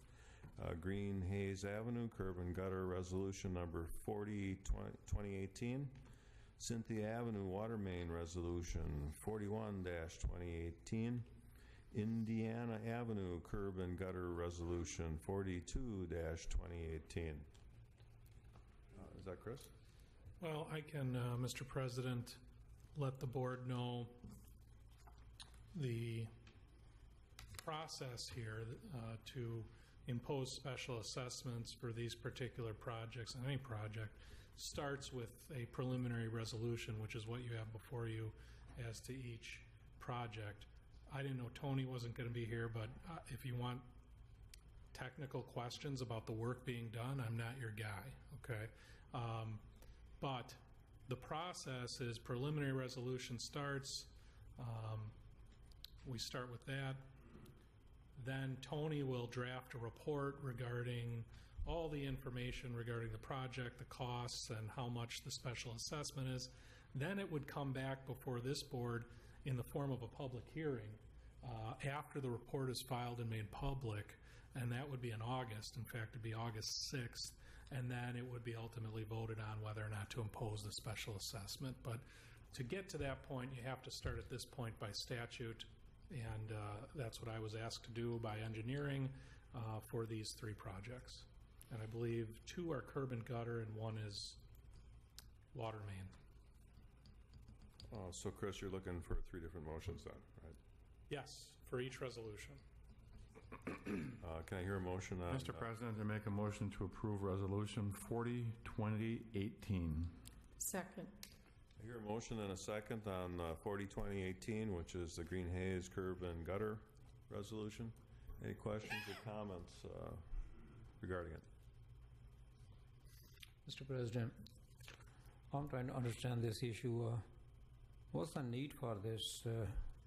What's driving this?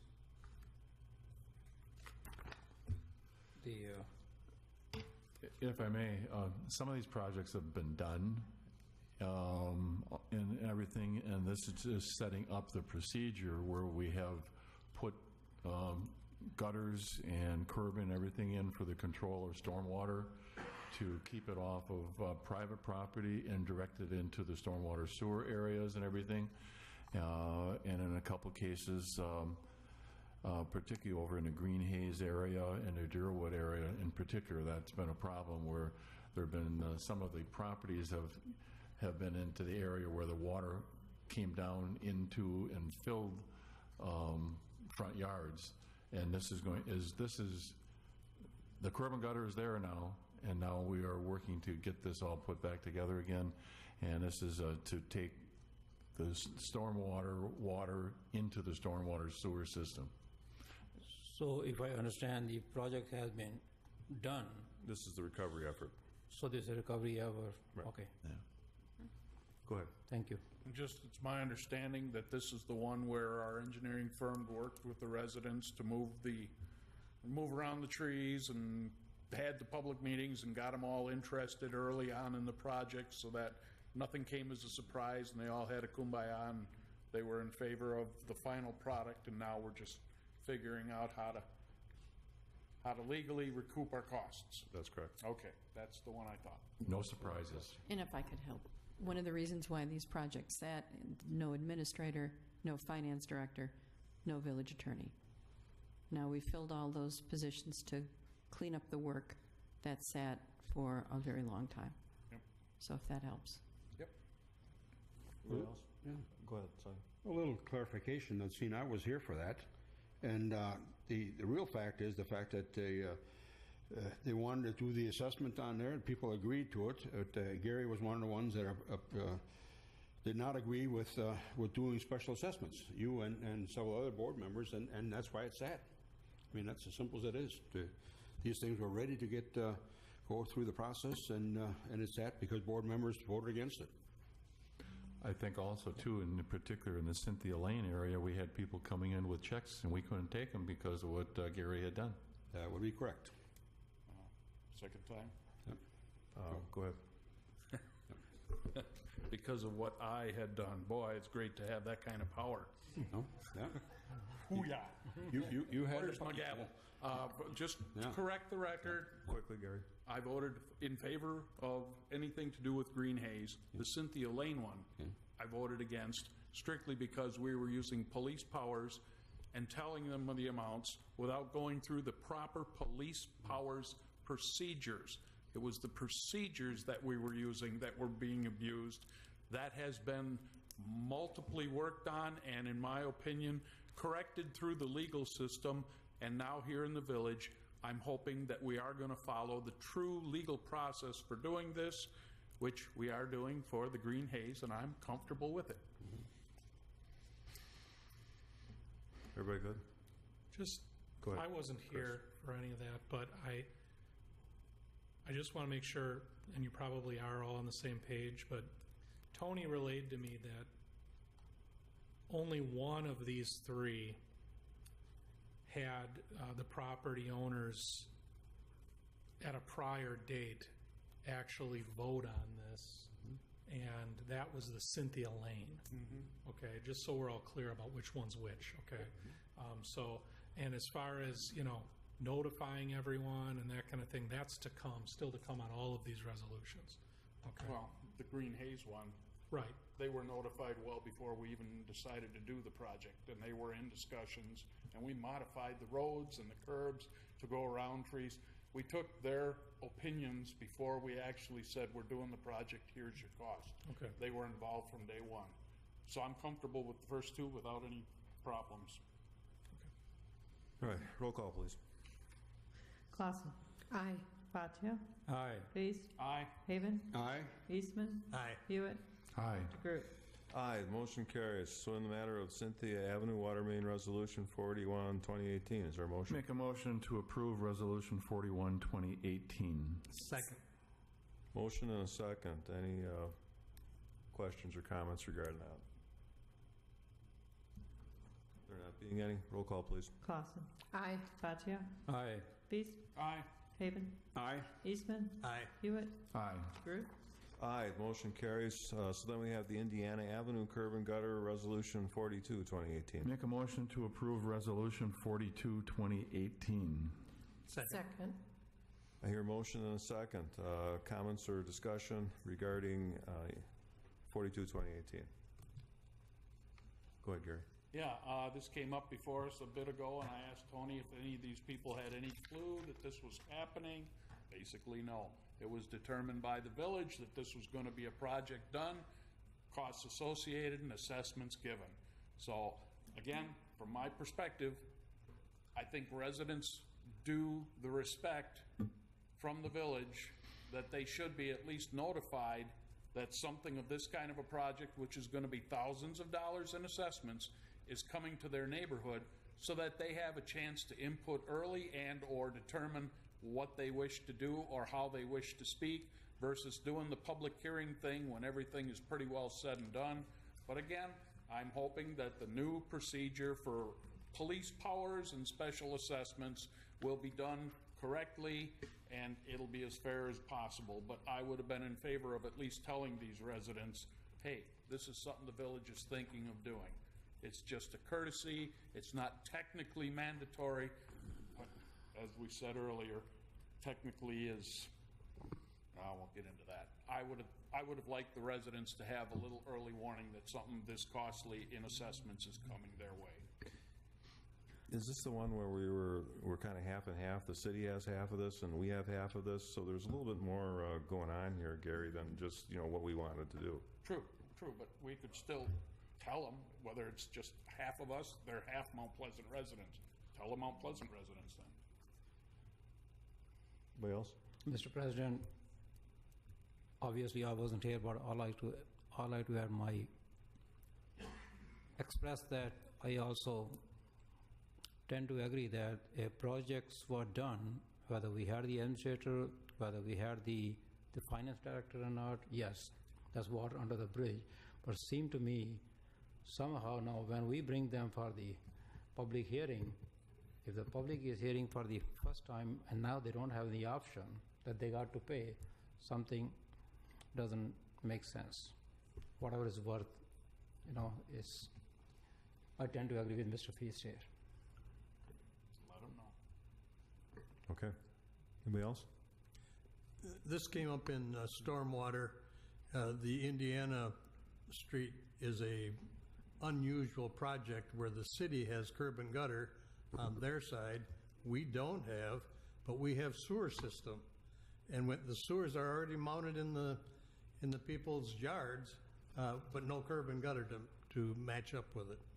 So it's a very unusual situation, caused years ago, but now when the city is doing the paving for both sides of us, that's where it comes up at. One last thing. Just so everyone's, if I wasn't clear before this board would vote to impose any assessment for any of these projects, every affected property is notified and has a chance to come to a public hearing.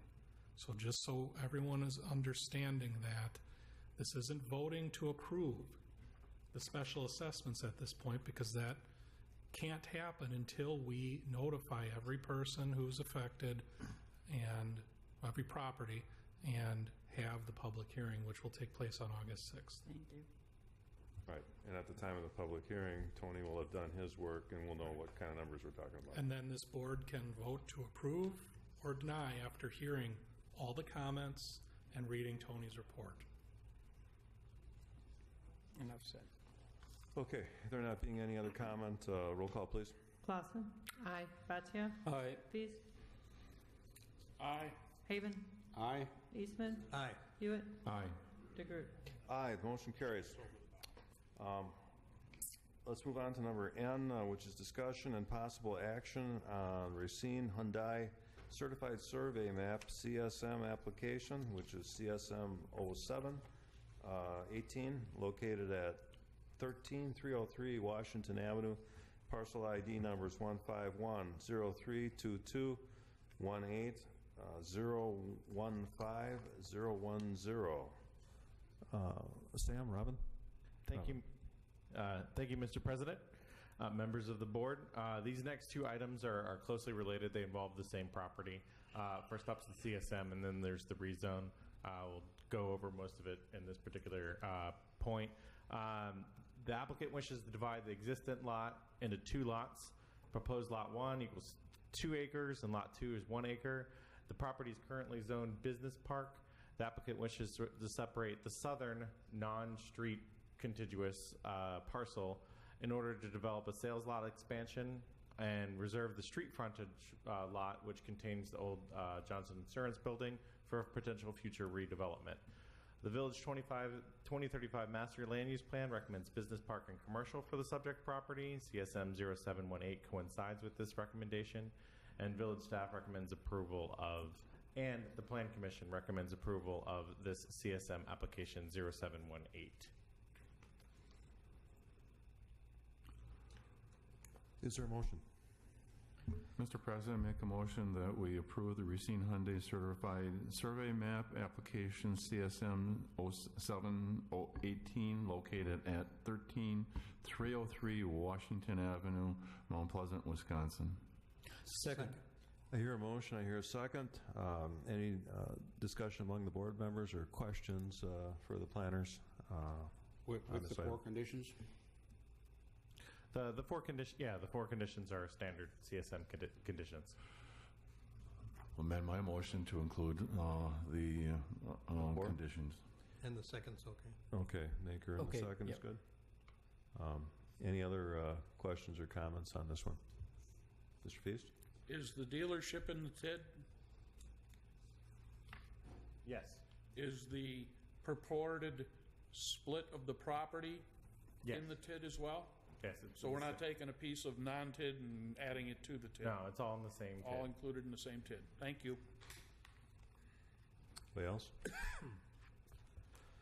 Okay, I'll take a roll call vote on the RZ. Just CSM. On the CSM 0718. Roll call, please. Clausen. Aye. Bhatia. Aye. Feast. Aye. Haven. Aye. Eastman. Aye. Hewitt. Aye. DeGroot. Aye, motion carries. Make a motion to approve the Racine Hyundai rezone petition RZ 0918 located at 1303 Washington Avenue. Second. Motion and a second on RZ 09. I'll just add, can I just add? If you just wanted to, yeah.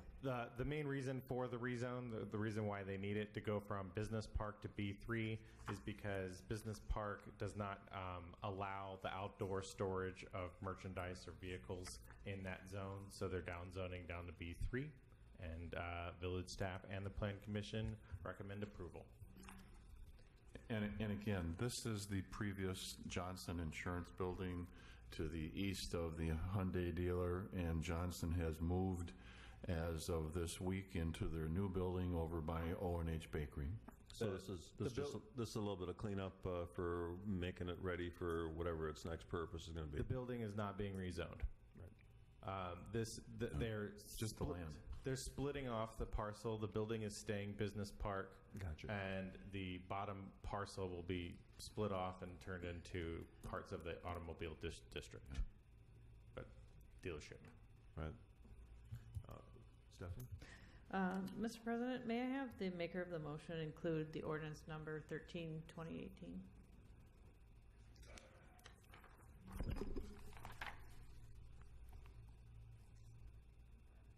Or is that the second part? No, that's part of the same. Okay, amend my motion on the RZ 0918 to also include ordinance 13/2018. Second, agree. Okay, so the first and second have amended. Second, good. Is the clerk good? I had Haven as the second. Oh. Yeah. Okay, I'll agree too. Well, if everybody's happy and agreeing, let's vote. Roll call, please. Clausen. Aye. Bhatia. Aye. Feast. Aye. Haven. Aye. Eastman. Aye. Hewitt. Aye. DeGroot. Aye, motion carries. Item P, discussion possible action on Pleasant Haven Certified Survey Map application CSM 0818, parcel number 151032226066004.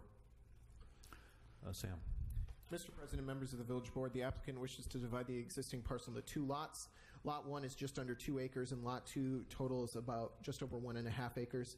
The property is currently zoned RM1, that's residential multifamily, and the applicant wishes to develop Lot 1 with a larger one-story, one-building concept rather than the originally contemplated separate two-building site plan. Master Land Use Plan recommends residential for the property, which this coincides with. Village staff and the Plan Commission recommend approval.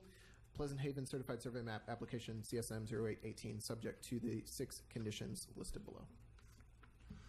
Mr. President, make a motion to approve Pleasant Haven Certified Survey Map application CSM 818 along with the 6 conditions. Second. I hear a motion and a second. Any discussion or questions for planning on this one? Go ahead. Either Sam or Robin. Were you guys here when you were here for the original Battle Royale and then the resident satisfaction with the site plan for the development that was to occur on this property? No, neither of us were here for that. Although we are aware of it, I've referred and read back through it. The proposed building shown on Lot 1 is truly proposed. This is just the CSM. So there'd be a public hearing on this? If they plan to rezone the property, there will be, by ordinance, a public hearing. Do they need to rezone to build that one-story?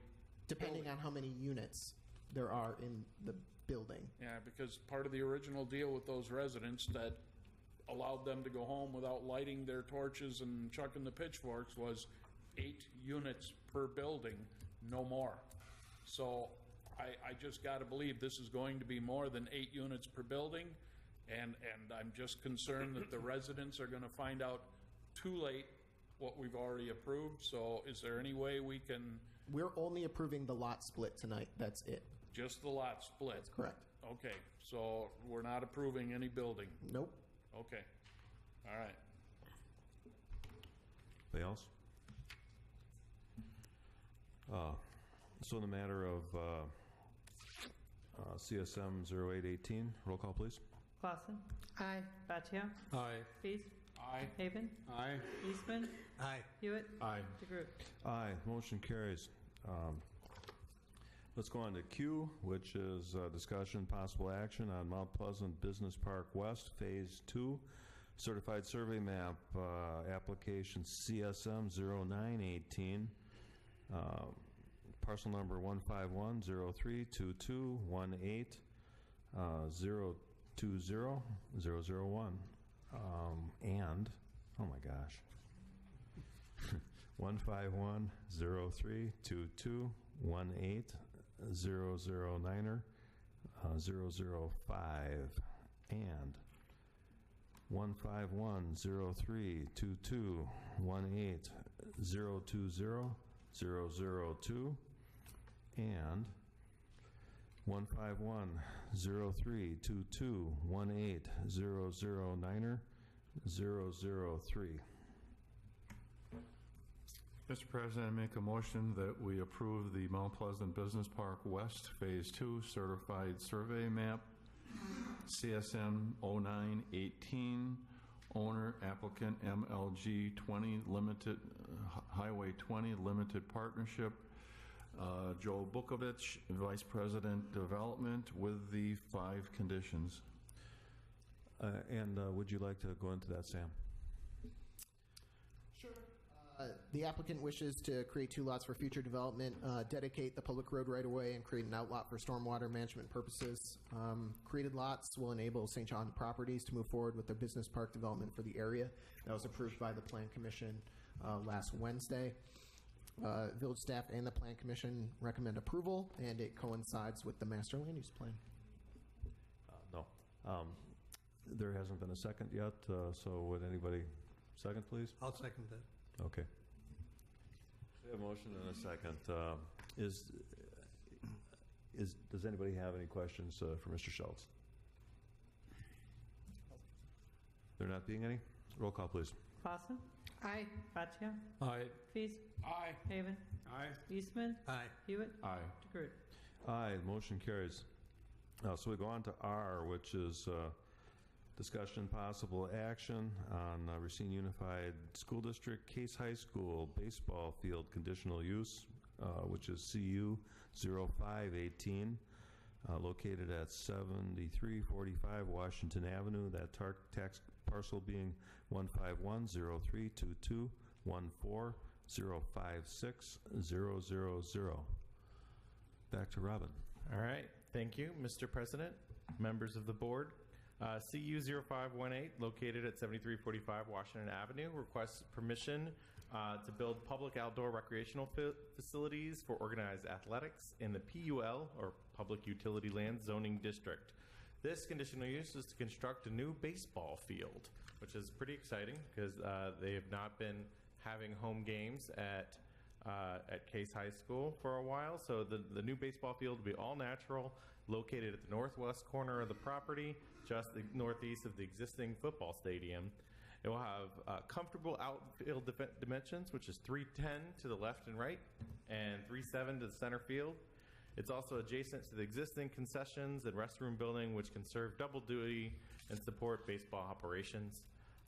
Operationally, the field will be used primarily by the Case High School varsity baseball team.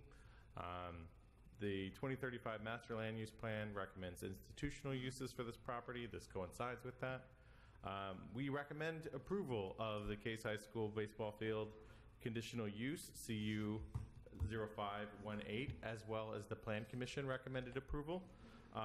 With the following conditions, which are unique, we recommended the temporary banner signage on the interior of the baseball field. The outfield fences is permitted. The applicant shall submit any future scoreboard plans to the village staff and be subject to staff approval. And lighting for any nighttime operation will also require staff review and approval upon submission of a photometric plan. Basically saying that if they ever want to build lights, they have to submit a photometric plan and go by the village standards, which are basically under one candle at the property line. Any questions? Let's have a motion first. Okay, sorry. Mr. President, I move to approve the Case High School baseball field conditional use CU-05-18 located at 7345 Washington Avenue. Tax parcel number 151-03-22-14-056-000 and the conditions as presented by the staff, as recommended by the staff. Is there a second? Second. Okay, I have a motion and a second. Anybody have any questions or discussion regarding this one? Go ahead. Again, we do have some landowners over there. My concern is that if you've ever been to a baseball game, there is no way on this green earth that you're going to have one candle off-site. Baseball lighting is totally different than business lighting. So the idea that staff approval seems to bypass the ability of the residents to formally have a say. I would prefer, if they want to do night lighting, it's generally because they want to make money and allow teams non-high school to play there at night, which opens the door for more night games and potentially ire of the residents. Because like I say, you light that baseball diamond, you're lighting quite an area around it. Just that's the way it is. So is there anything we can do to add a condition that at least if they want to have lighting, that it has to be with board approval? Well, if it didn't meet our photometric plan standards, as in one candle light at the property line, it would have to go before board approval or anything like that. Okay. So they'd have to come for a conditional use or something along those lines. And this is also, I want to reiterate that the particular plan does not include night lighting at all right now. So. Right. But again, I'm just saying as the future moves forward, there is a way for the residents to get through the village board. Yes. Yeah. Okay. Comfortable. Thanks.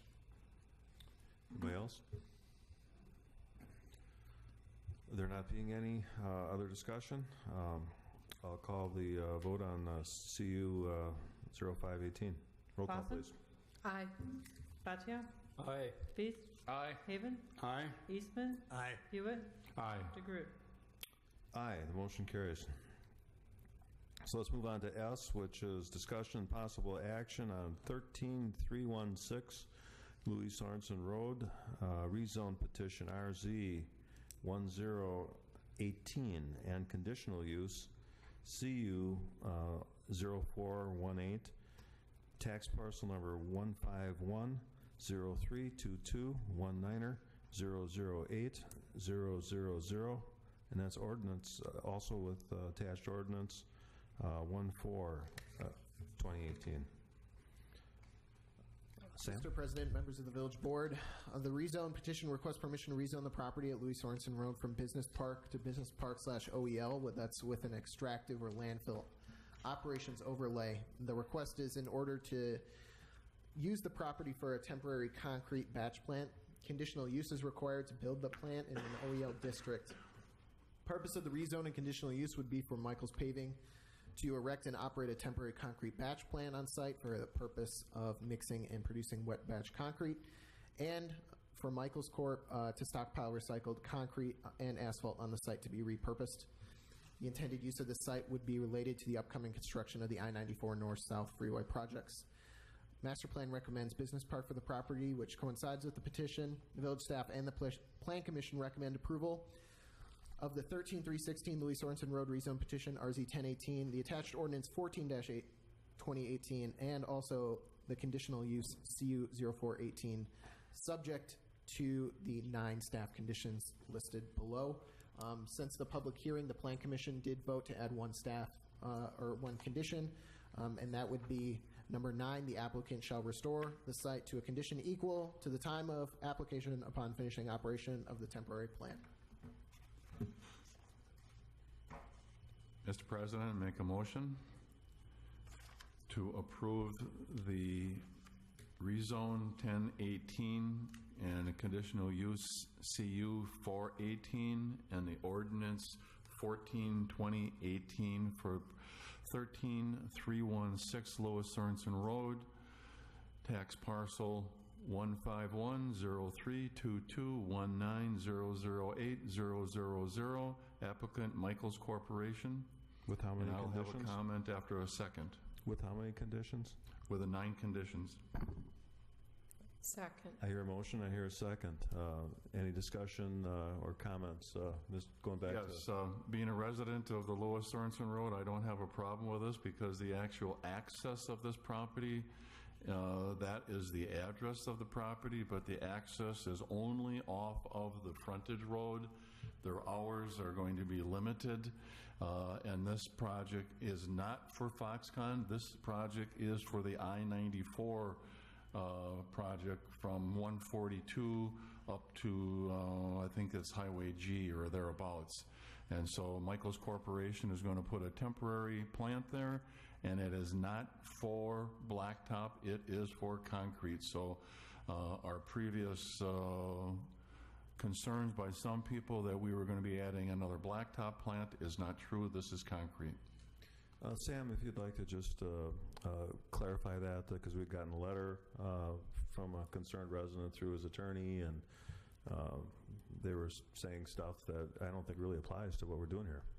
Yeah, we received a letter from attorney John Shannon representing Mr. Tom Hall, who owns property south of Louis Sorensen Road, objecting to the conditional use and rezone petition. Their letter indicated that they thought this was for asphalt plant production, which understandably is a bit smellier than wet batch concrete. I clarified with Attorney Shannon that this is a concrete plant, not asphalt, and have not heard anything back since then. Ron. In addition to what Mr. Hewitt has clarified the discussions at the Planning Commission, it was also clarified that at the end of the project, Michael's Paving is their responsibility to restore the property to its original use at their own expense. If there are any questions, we do have members of the Michaels Corporation here if we want to take that time. Otherwise, we can move forward. Mr. Feast, did you have anything? Just, again, Sam, I want clarity because in their application, it stated that they were going to change their hours of operations with submittal of proper notices. I see we have as a condition that if they want to change the hours of operation, it has to come to the village board. So I would assume ours sticks per the conditions, right? Yeah, ours are per the conditions, which are taken directly from ordinance 6 to 10. If they want to change those, it's got to come back to the village board versus them giving some kind of proper notice, right? Yeah, it's per the standard noise ordinance. Yep, okay. Then, good. That took care of that. Thanks. Anybody else? Okay, there being no other discussion, I'm looking for a vote on RZ 1018, conditional use CU 018, and ordinance 14-2018. Roll call, please. Clarify that as 0418. Okay. Roll call, please. Clausen? Aye. Gratia? Aye. Feast? Aye. Haven? Aye. Eastman? Aye. Hewitt? Aye. DeGroot? Aye. Motion carries. So let's go to item T, which is discussion and possible action on resolution 39-2018, authorizing the issuance and establishing parameters for the sale of $83 million worth of sewer system revenue bond anticipation notes. I think that Bridget is here. Oh. So this is the first of the two large bond issues that the village is being asked to issue this year for purposes of paying costs within the Foxconn TID. So as the name would imply, this one specifically will be used by the village to pay the cost of the sewer infrastructure. The reason it's called a revenue bond anticipation note is this is interim financing. So all of the $83 million will be due in full on May 1st in the year 2022. The way you will repay the principal on this loan is through the issuance of a Clean Water Fund loan, which is the state's program for sewer financing.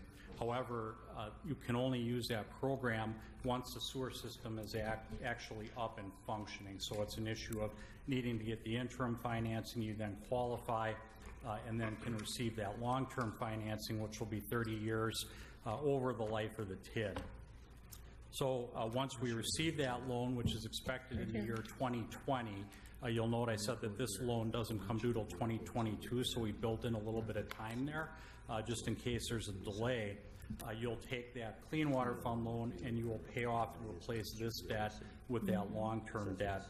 Now, as we go along the way, there will be interest due on this short-term construction loan. The way that interest will get paid is by actually having a portion of the $83 million set aside, referred to as capitalized interest, and used to make those interest payments. So there's no out-of-pocket debt service expense to the village until we would get to the maturity date.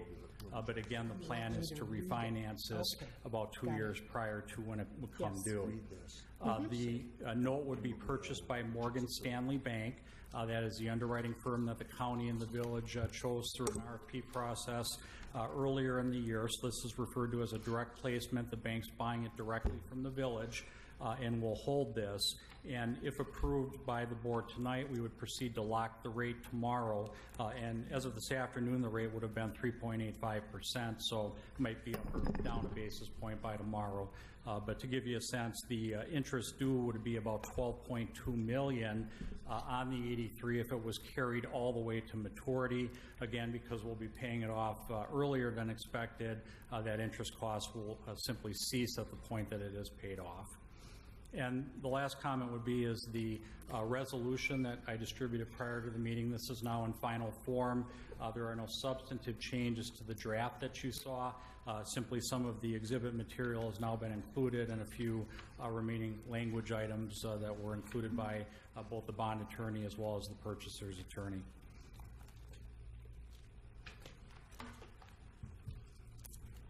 Is there a motion?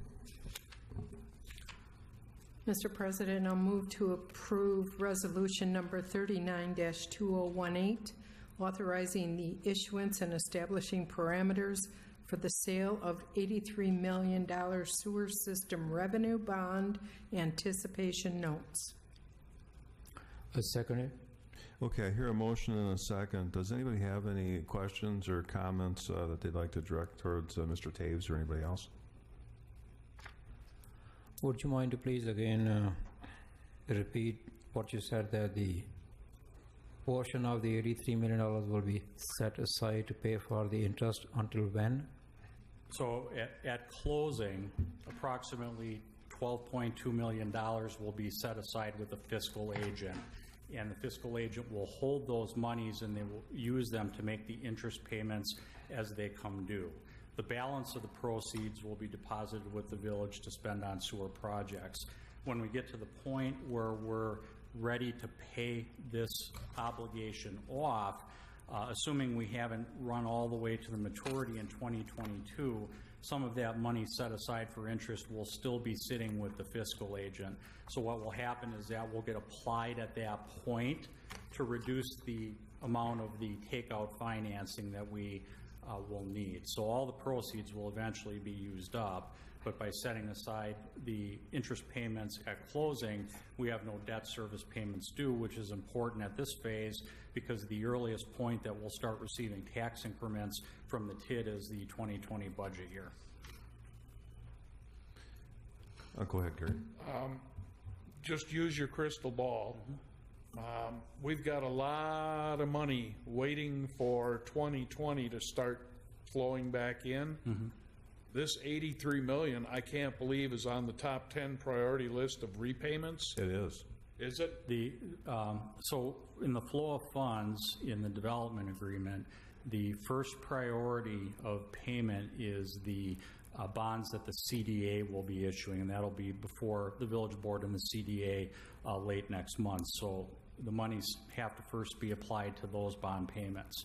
The second obligation that would be paid would be the Clean Water Fund loan that takes this $83 million out. So once you've paid the TIF revenue bonds, you would then pay basically the sewer financing.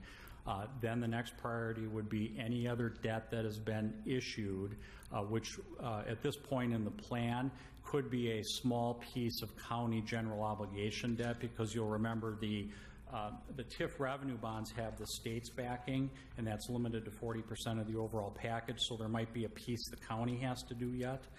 And then that would be all of the debt. Once all the debt's paid, then the money would flow to pay your public safety and your other operating costs.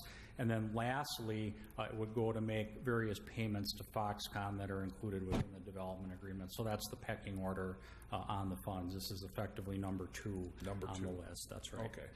So and I would mention, you know, the plan here is to ultimately use TIF revenue to pay the debt service for the Clean Water Fund loan that will long-term finance this, but ultimately this is a obligation of the village's sewer utility.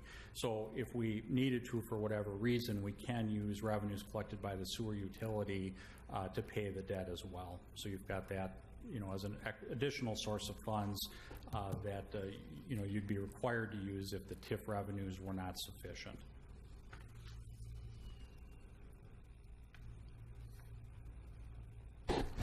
Anybody else? Okay. So in the matter of Resolution 39-2018, authorizing the issuance and establishing the parameters of the sale of a $83 million sewer system revenue bond anticipation notes, which is basically construction financing for the project expenses, which will be taken out by the more permanent long-term debt obligation. Correct. Roll call, please. Clausen. Aye. Gratia. Aye. Feast. Aye. Haven. Aye. Eastman. Aye. Hewitt. Aye. DeGroot. Aye. Motion carries.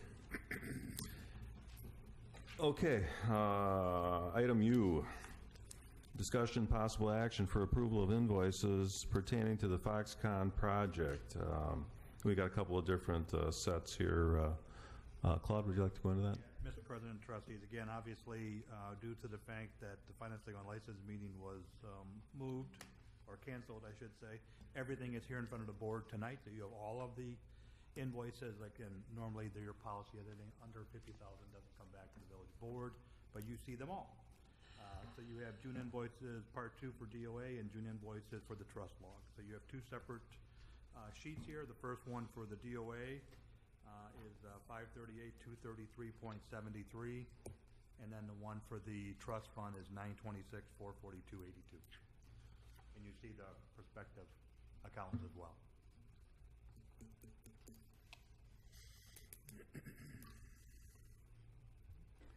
Mr. President, make a motion to approve the June invoice Part 2 DOA an amount of $538,233.73. Second. I hear a motion in a couple of different seconds. Anybody have any questions or comments regarding this first batch? There not being any, roll call, please. Clausen? Aye. Boccia? Aye. Feast? Aye. Haven? Aye. Eastman? Aye. Hewitt? Aye. DeGroot? Aye, motion carries. So then we've got the Part 2. I'll move to approve June invoice Part 2 in the amount of $926,442.82. Second. And those are the trust log invoices. Any questions or comments regarding those? There not being any, roll call, please. Clausen? Aye. Boccia? Aye. Feast? Aye. Haven? Aye. Eastman? Aye. Hewitt? Aye. DeGroot? Aye, motion carries. So then it looks like there's a second part of, moving on to the discussion and possible action of contracts for service provided for Foxconn project, Concord Group, TID number 5. Mr. President, this is just an amendment to our Concord Group that we have, or contract that we have with Concord Group. We ran into some snags, let's put it that way, maybe the simplest terms, with our Springbrook software. So it required a tremendous amount of software expertise as well as some re-entering of some numbers to get that to coincide with our Springbrook software. Again, this bill was actually quite substantial more than this, but we refused to pay that. So this is our negotiated amount that I agreed to pay based on everyone taking responsibility of this process with the Springbrook software as well. So you have a total here of a sum from $33,780 as an amendment to their contract.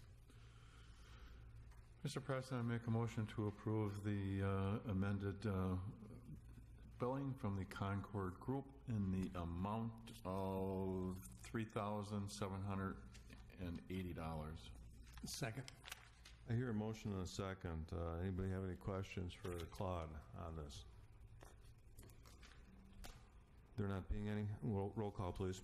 Clausen? Aye. Boccia? Aye. Feast? Aye. Haven? Aye. Eastman? Aye. Hewitt? Aye. DeGroot? Aye, motion carries. Okay, we got item number W, discussion and possible action on project director agreement extension with Kapoor Associates. Maureen. Yes, this is the contract agreement to extend the contract for an additional year for the services of Claude Lice. He's been doing an outstanding job, and that's why this is before you this evening. That simple, no change in dollar amounts. This is an extension of the agreement that existed 1 year ago. Mr. President, I make a motion to approve the amendment to project director agreement between the Village of Mount Pleasant and Kapoor and Associates. Project director agreement shall be extended for a term of 12 months expiring August 31st, 2019. Thank you. Second. I hear a motion, I hear a second. Any questions for Maureen regarding the Kapoor extension? Gary.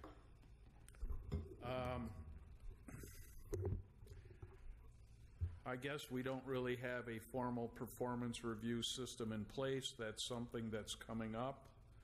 I guess I would have liked to have seen some form of email stating that this was going to be on the agenda and reasoning for the extension in a justifiable manner. I guess the idea that, you know, if we don't approve his contract, then he leaves, we're kind of up the creek. But I would just say for the amount of money that we're spending on this, especially in a one-person situation, I would have hoped to see some tangible reasoning, duties and responsibilities fulfilled, and workload issues and everything else in some form of an executive summary presented to me before, a 23-word sentence to spend another $240,000+ a year. So I will admit, from my perspective, I think that his workload is quite great for the project that we have. I think it's rather unfathomable from a lot of regular people's standpoint just how engrossing and engulfed he is in this project. But if you're asking me as a watchdog of the village, I guess I just would have liked to see some, as we got the story on the license readers, I would have liked to see some stories of how he's earning his money to justify my ease in renewing this contract. Well, If I could- maybe that's something that No, Maureen. I think- maybe sure. that's something that Maureen can address. Right. That'd be nice. This is a contracted service, not subject to a performance review, but I would add, nearly every agenda of every meeting that we have had has been dominated by items that Claude is working on. So I would hope that you've been at every meeting, you've personally witnessed every piece of work that has come before you that Mr. Loyce has been involved in. There is no performance review. It's a contracted service. It's there. You see him in action at every meeting. I second those remarks. Go ahead, Anna Marie. I think it should also be noted that the figures that have been bantered around, it's we pay Kapoor and Associates. Mount Pleasant pays them. They pay his salary. This is not his salary. And I think that people often misunderstand that. Okay, there being no other comments, roll call, please. Clausen? Aye. Bhatia? Aye. Feast? Aye. Haven? He is temporarily excused. Heisman? Aye. Hewitt? Aye. DeGroot? Aye, motion carries.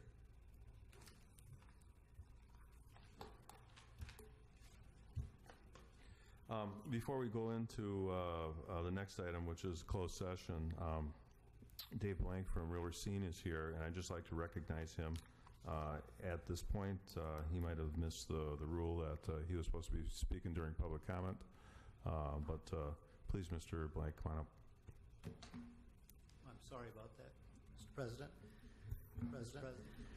Mr. President and the board, Real Racine accepts Ordinance 12-2018 as proposed at the June 5th, 2018 meeting of the Finance, Legal, and License Committee, with the understanding that the additional 5% of room tax being retained by the village is to be used for tourism promotion and tourism development, reasonably likely to generate overnight stays, as stated in State Statute 66.0615. Real Racine is the acknowledged 501c6 tourism entity for the Village of Mount Pleasant in that it has received room tax generated from the hoteliers located in the municipality for the last 35 years. We are an accredited destination marketing organization by Destinations International, as well as the Wisconsin Association of Convention and Visitor Bureaus.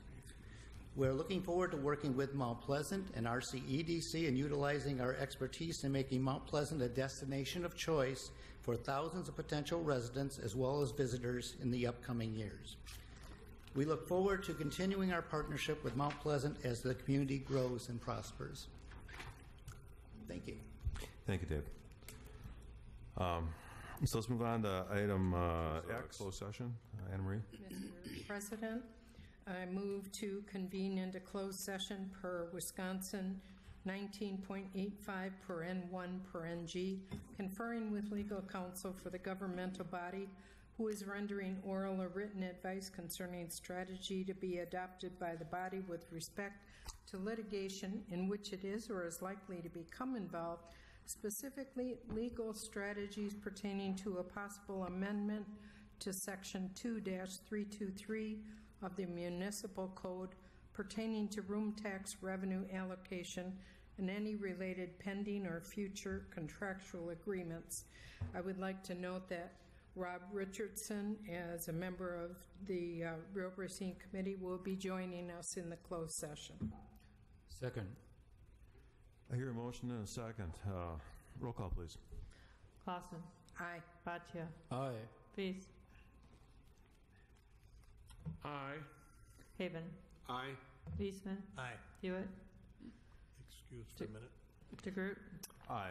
Motion carries. We're in closed session.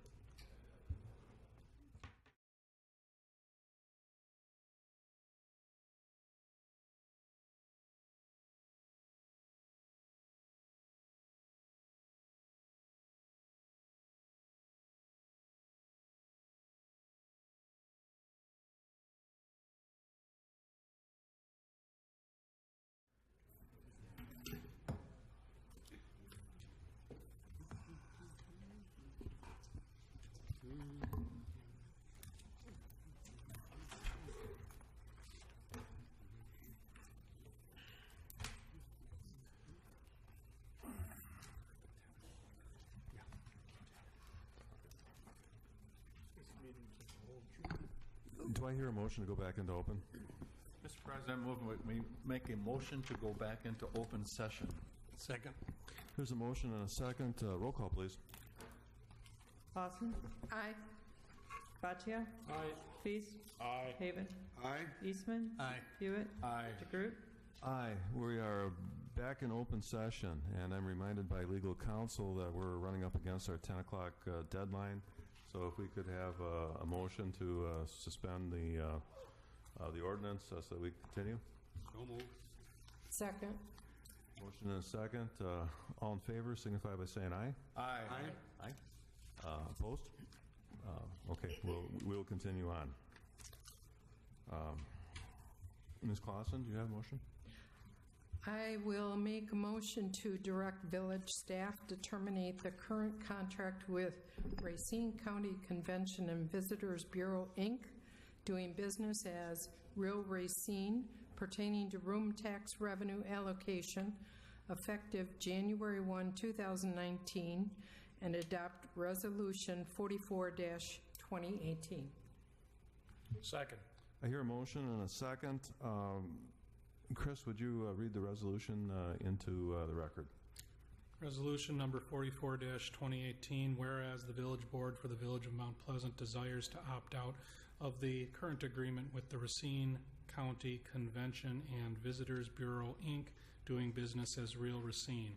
Therefore, be it resolved that the Village of Mount Pleasant hereby terminates said contract effective January 1st, 2019. Maureen, would you like to make comment? Certainly. As we see this, this is more about the Village of Mount Pleasant and its identity. We'll be embarking, we're going to be spending the rest of the year embarking on a strategic planning process. And I think we all know that as part of that strategic planning process, there will be a desire and a need on the part of our citizens to create an identity for the Village of Mount Pleasant. Town center, be it a center city, there'll be a variety of things that will come out of that strategic planning process. So this move tonight is contractual. It is required for us to do this in order to open up all of our options. And there'll be more discussions in the coming months on creating perhaps a tourism commission, but exploring all of the options that are available to us under the state statutes. Chris, did you wish to add anything else? Just that nothing's going to change, at least for the rest of this year, and our ordinance mirrors the contract in a lot of ways. So, that's not changing at this point. So. Any trustees? Any comments? Nope. There being no further discussion, roll call, please. Clausen. Aye. Batya. Aye. Feast. Aye. Haven. Aye. Eastman. Aye. Hewitt. Aye. DeGroot. Aye. Motion carries.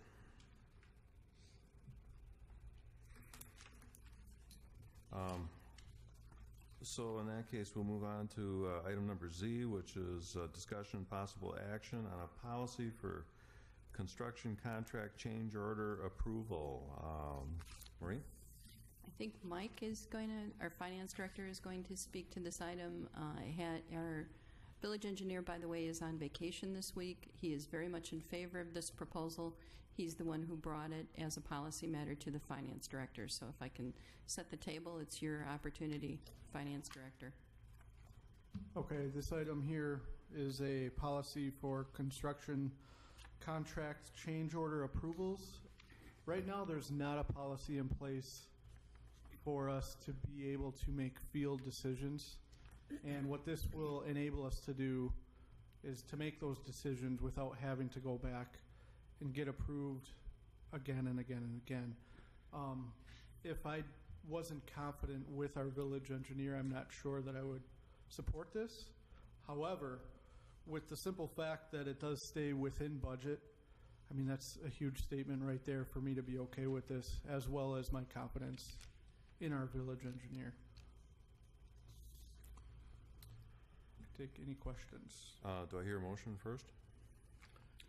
I'll move to approve the policy for construction contract change order approval process. I second it.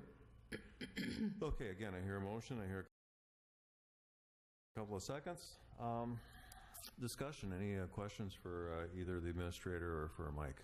I have a question or just a comment. Mike, in your previous employment with Kenosha County and directed with Public Works and everything like that, it was very common, I would assume. I see it as a member of the Racine Wastewater Commission.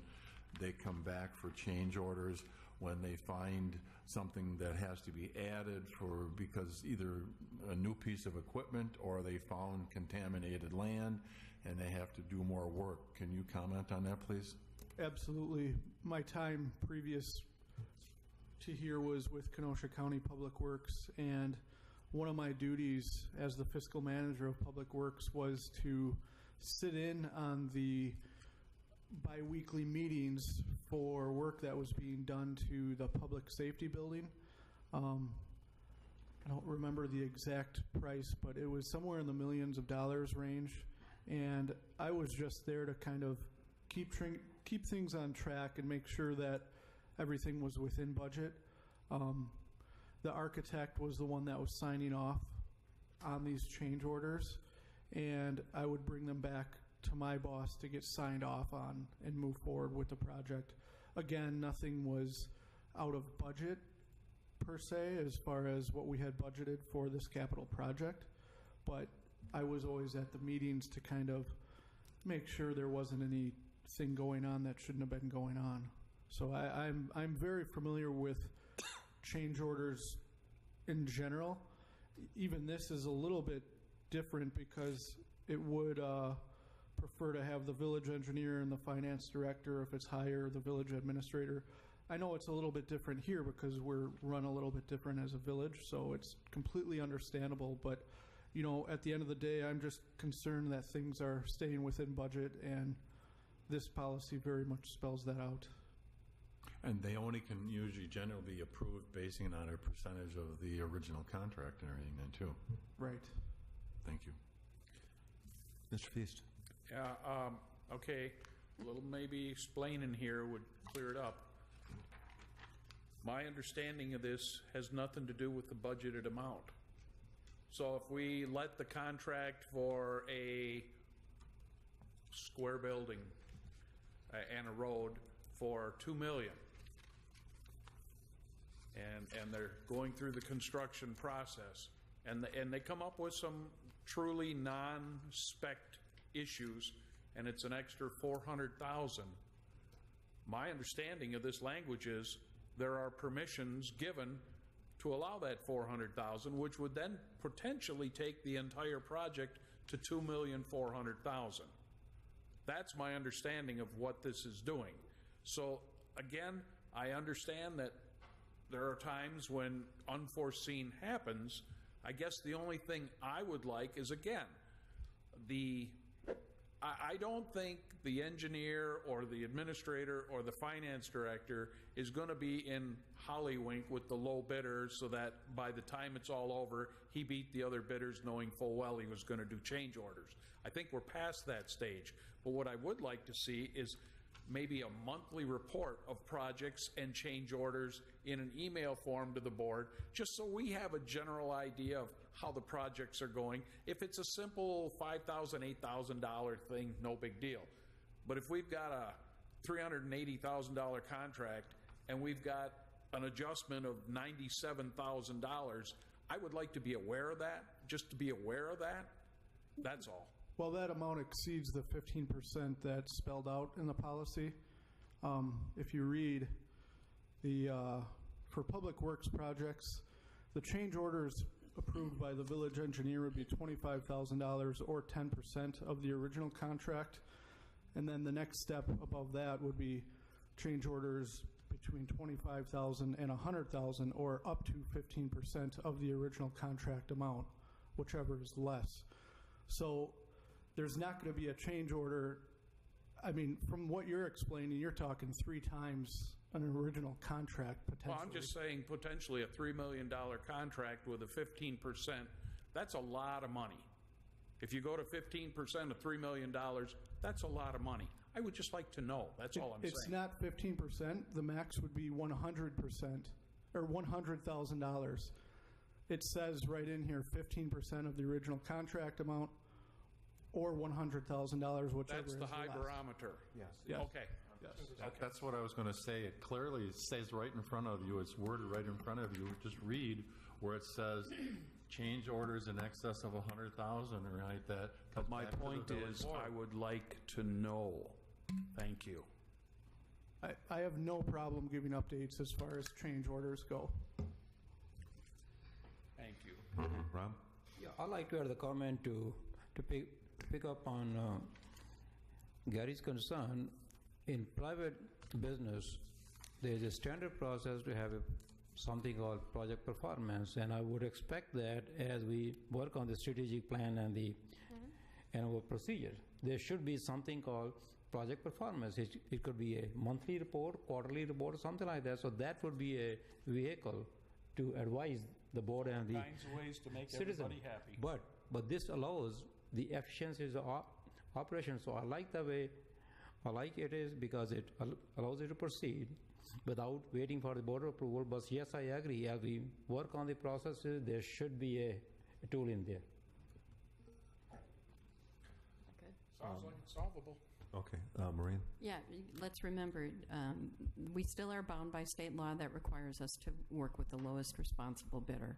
So that's not what this is about. That doesn't We're change. not going to Right. violate that Yep. at all. Yep. But I want to be very clear. That We still doesn't are change. required, and we will do that. This is those items in the field where there's a change order. Right. It happens. Yep. That's why there's contingency funds within projects. Yep. And Sonny wants to make a motion. No, you said Henry made one. Oh, yeah, we got a motion in a second. We Yep. did. Yeah, we're good. Did you want to weigh in, Sonny? No. Okay. There being no other discussion, then let's roll call vote, please. Clausen? Aye. Boccia? Aye. Pease? Aye. Haven? Aye. Eastman? Aye. Hewitt? Aye. DeGroot? Aye. Motion carries. So we've been all through the alphabet through Z, and now we're starting again. And just to show that somebody around here's got a sense of humor, under AA, license approvals, liquor license and whatnots for a period of July 1st through June 30th of 2019. Ready? Okay. I don't know, do I still say Finance Legal License Committee recommends? Because we really didn't have the meeting. Just make the motion. Yeah, you don't have I'll move to grant and issue the following licenses as posted by the village clerk. Renewal Class B liquor and beer license, July 1, 2018 through June 30th, 2019. Second. Motion and a second. Discussion? There not being any, Aye. Can we do ayes on this? Yes. All in favor, signify by saying aye. Aye. Aye. Opposed? Motion carries. I move to grant and issue the following license as posted by the village clerk. Change of agent for Class A liquor and Class A beer, July 1, 2018 through June 30th, 2019. The Quick Trip listed. Second. Motion and a second. All in favor, signify by saying aye. Aye. Opposed? Motion carries. Okay. Recommend grant and issuing of Class B temporary beer permit for July 12, 13, 14, and 15, 2018. Pop-up beer garden located at Smolensky Park, 438 South Stewart Road, for visioning a greater Racine. Second. Motion and a second. All in favor? Aye. Opposed? Motion carries. Grant and issue a Class B temporary beer permit for August 4th, 2018 and August 5th, 2018, St. George Serbian Festival. Second. All in favor? Aye. Opposed? Motion carries. Grant and issue a renewal massage establishment license July 1, 2018 through June 30th, 2019 for the establishments listed. Second. Motion and second. All in favor? Aye. Opposed? Motion carries. Grant and issue the following license: renewal kennel license July 1, 2018 through June 30th, 2019 for Angel Care Animal Hospital. Second. All in favor? Aye. Opposed? Motion carries. Okay, grant and issue a renewal salvage junkyard July 1, 2018 through June 30th, 2019 for Sturtevant Auto Salvage. Second, last one. All in favor? Aye. Opposed? Motion carries. Okay. Grant and issue the following operator license for June 19, 2018 through June 30th, 2019. New operator licenses as listed. Second. All in favor? Aye. Opposed? Motion carries. I do have a question, if I may, please. Yeah. Clerk, why is it on visioning of Greater Racine, we have the address of Stewart Road and listed as Racine, Wisconsin? Ooh.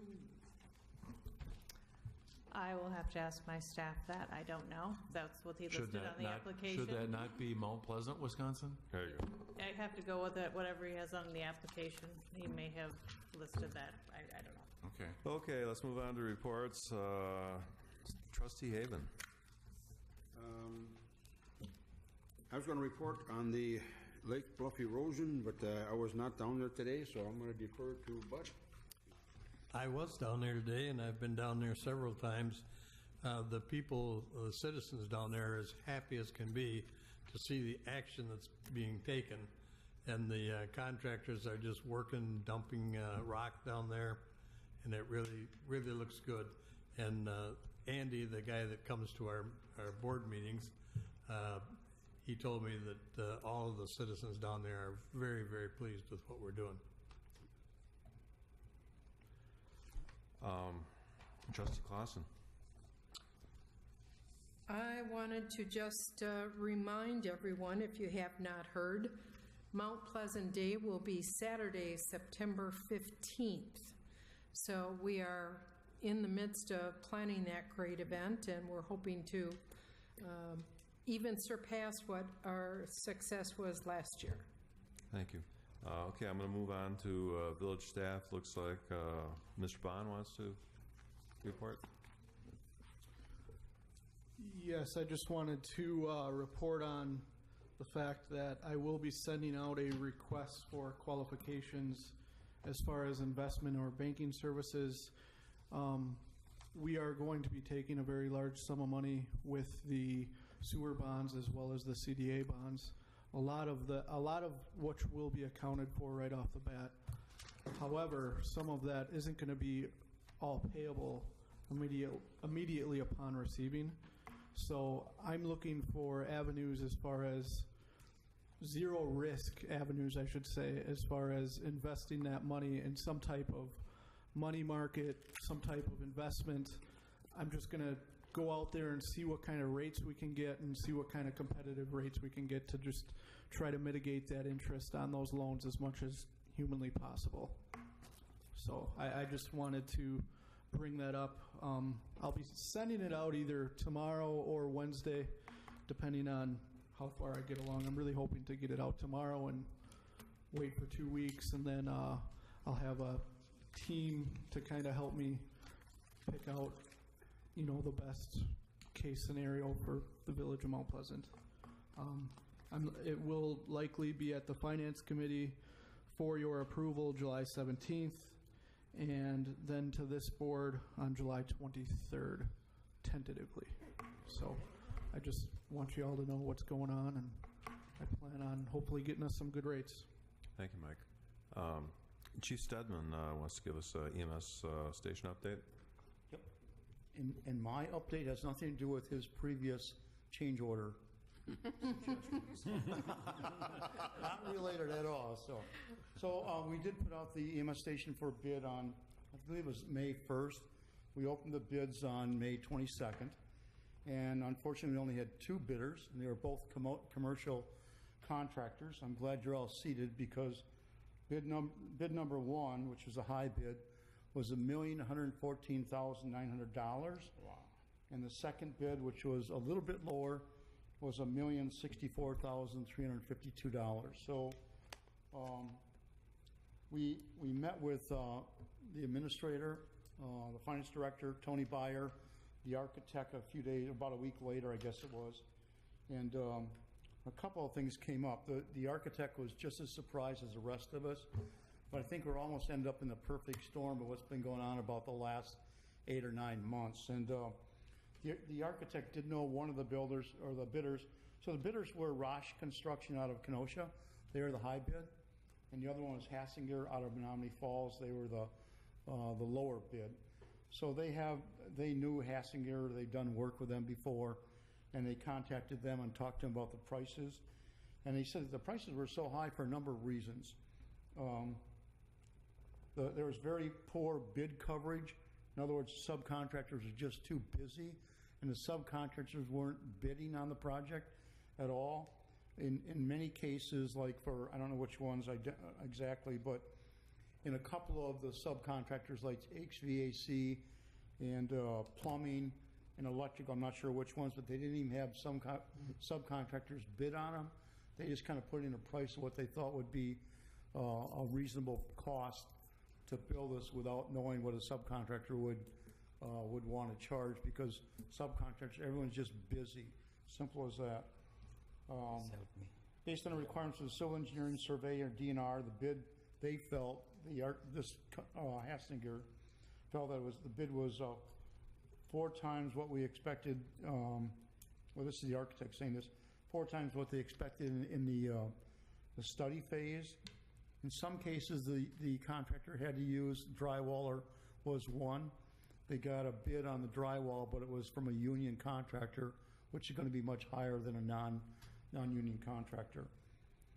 Anything that is being built using steel, metal, or wood is up between 20 and 30% since the announcement of the tariffs.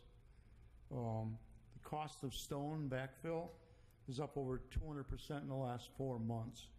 And we've heard that with Foxconn. I've heard rumors that a dump truck of aggregate gravel was $800 and it's now $2,000 a truckload. The contractor did agree that a residential contractor would be ideal, but a couple of problems that made it difficult for a residential contractor is the bid bond. There's a bid bond and there's performance bond. And the residential contractors normally don't really deal in that. I even talked to Rossi Construction. They were really interested in bidding on this project, but they said doing the bid bond and performance bond was going to be a little bit difficult for them. And they've been doing a lot of work out at Foxconn at the Opus building out there. And it costs significant dollars, too. Hassinger said they had about $10,000 in the budget for the bonds, which is profit. The architect said that they had currently, they show us the plans, actually, a residential project that was estimated by the construction manager about a year ago, and the cost from the construction manager now have almost doubled. So a similar project a year ago was about $135 a square foot, and it's a lot more than that right now. So what basically we got caught in the storm. You read, I showed with Maureen and Mike the June 10th Sunday Business Journal, or Sunday paper, the business section. There's a nice article in there about rising costs for home builders, and they're all heading towards the higher end houses because of the problem of getting contractors or workers, the cost of the raw materials. So there just wasn't enough money building low-end homes as there had been before, so they're all going to the higher cost homes. So we, I don't know what to say, Gary or Trustee Feast.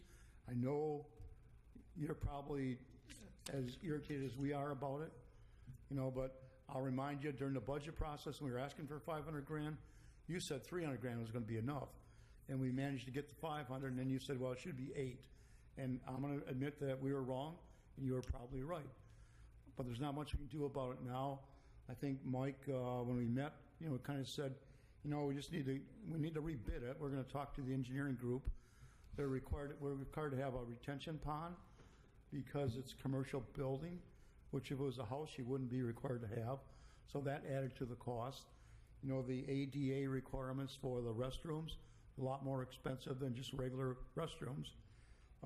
The sprinkler and alarm system, the architect said we could go from a 13D sprinkler system to a 13R, which would be a residential sprinkler system. We'd have to get a variance to do that, but in reality, we'd only save about $8,000, and we probably wouldn't allow any builder in the community to do that with a 13R system either. So I think what we met with Maureen and as said Mike and that, and the decision was made to reject both these bids and go back. We'll meet with the engineering firm and the architect and Tony and Mike and see what, to be honest, we've made as many changes as we could to the building. The house itself is about 1,940 square feet, and then the garage added to it. But the minimum footage in that lot is now 1,800 square foot. So it's not like it's a huge house compared to what's required to be built there. So I think I've been talking to Absolute Construction. They did not see the bids when it went out before. They're interested. Bukacek was interested. I talked to them originally, and their product or project development guy missed the bid when it was out. They came in about a week ago, and they're certainly interested. When I talked to them initially, I said, this is a pretty small job. And he said, well, we know that, but we're close, and we use it as a filler. And then we didn't get a bid. I met with them about a week and a half ago, kind of explained what happened. We're going to go back out the bids. And they called today and said, hey, where are you at? When do you go back to bid? So obviously they're interested. It sounded like what happened to them was they have a number of projects going on, bigger projects, and they had some others on the drawing board, but builders or developers got caught in the same thing we did, and they decided not to move forward with those projects right now. So they have room for a filler like the EMS station. So that's it. I don't have an explanation. We got caught in the storm. The tariffs, the cost of lumber, steel, concrete, aggregate, the engineering requirements for a retention pond, all those things just added up, and it's way more than we thought. Now, I have been talking with Mike. We do have some ideas of how to come up with some of the funding. We had budgeted about $300,000 for the 6 new firefighters this year, which we would hire because we're not going to have a station, so we'd have to come back to the board and perhaps have that reallocated. And then there's funds in the impact fee account, and I'm thinking, we don't know exactly, but somewhere between $50,000 and $100,000 probably in that account also that would help. But I think Mike really hit it in the head when we met. He said, reality is we need to rebid it, move forward. It's not going to get any cheaper, and the need's not going away, I can tell you that. right now. So I'll try and answer any questions that I can. Are they ready? Go ahead, Gary. Well, and again, Chief, you know, you and I had that discussion. Right. And I don't want to beat dead horses, but when I'm telling you that I'm in the construction trades and I had the person who's going to build the fire station or the ambulance house say $800,000 minimum or more, I am not surprised that it's where it's at. I mean, this was pre-tariffs when, you know, all this went out, but I guess from my point of view, I get the idea that from my perspective, the $500,000 was never going to happen. My only concern is if we're going to climb towards the $800,000 or million, then maybe the thought process of getting an ambulance service over into that side of town for a very effective cost, which might allow us to do it other places, should maybe morph into the general discussion of where do we site a fire station then? If we're going to spend $1 million plus $1 million plus on a crew, I heard Kenosha just built the fire station for $2.5 million or something like that. Well, the architect said... So I'm just saying, maybe instead of spending $1 million on an ambulance house that'll never sell as a house, we look into maybe actually doing a fire station and jumping in. My whole thought was if we could get an ambulance for $500,000 in that area up and running plus labor, that was doable in our budgetary cycles. But $1 million and then to staff it, I think we have to strategically planning wise look at the overall picture and say we're already past the halfway point of a fire station. Why don't we take the leap for the whole fire station? So that was my thought process on why I felt for $500,000 it would be doable, and we could even maybe do that on the south end, and then we'd have the entire village covered. But if it's going to creep towards the $1 million mark, I guess I would advocate for a rethink versus a rebid, because to me, an $800,000 to $1 million ambulance house isn't worth the money. That's just my thought process. You're not going to build a fire station for $2 million. They're talking fire stations now between $400 and $500 a square foot. Right. You know, so you're talking a lot more money than $1 million or $2 million for a station. Besides, you want to build a fire station, that's fine, but where are you going to get the money to staff it? You know, and be honest with you, I think we put the data together to show that we can solve a rather significant problem with responses, and 82% of our calls are EMS. We can take care of that problem. It's not 500, but hopefully it's not $1 million either. Well, and again, I'm offering my opinions, that's all. I think this discussion is best had as we move forward with staff and finance director and you and the board. So I'm just, offering up the idea that we had a good idea that maybe is a little sour. Maybe we don't want to stay with the whole idea, or maybe we do, but... Maureen? The operative 360. The operative number, 82% of our calls are EMS related. 82%. So I think we have a game plan on how to move forward to at least rebid it. We can't do any of the construction without the village board approval. Right. So I would venture a guess with 82% of our calls being EMS, we can try a rebid and see where we end up. Beautiful. If we end up in the same boat, we'll be rejecting the bids again. Well, again, Mr. President, one more comment. Sure. The architect and both, when I talked to Absolute and Bukacek, they said it's really critical to get this, to rebid it as quickly as we can. If we can get it rebid get it out in early July, we're not going to open the bids till third week of July or so, almost the end of July.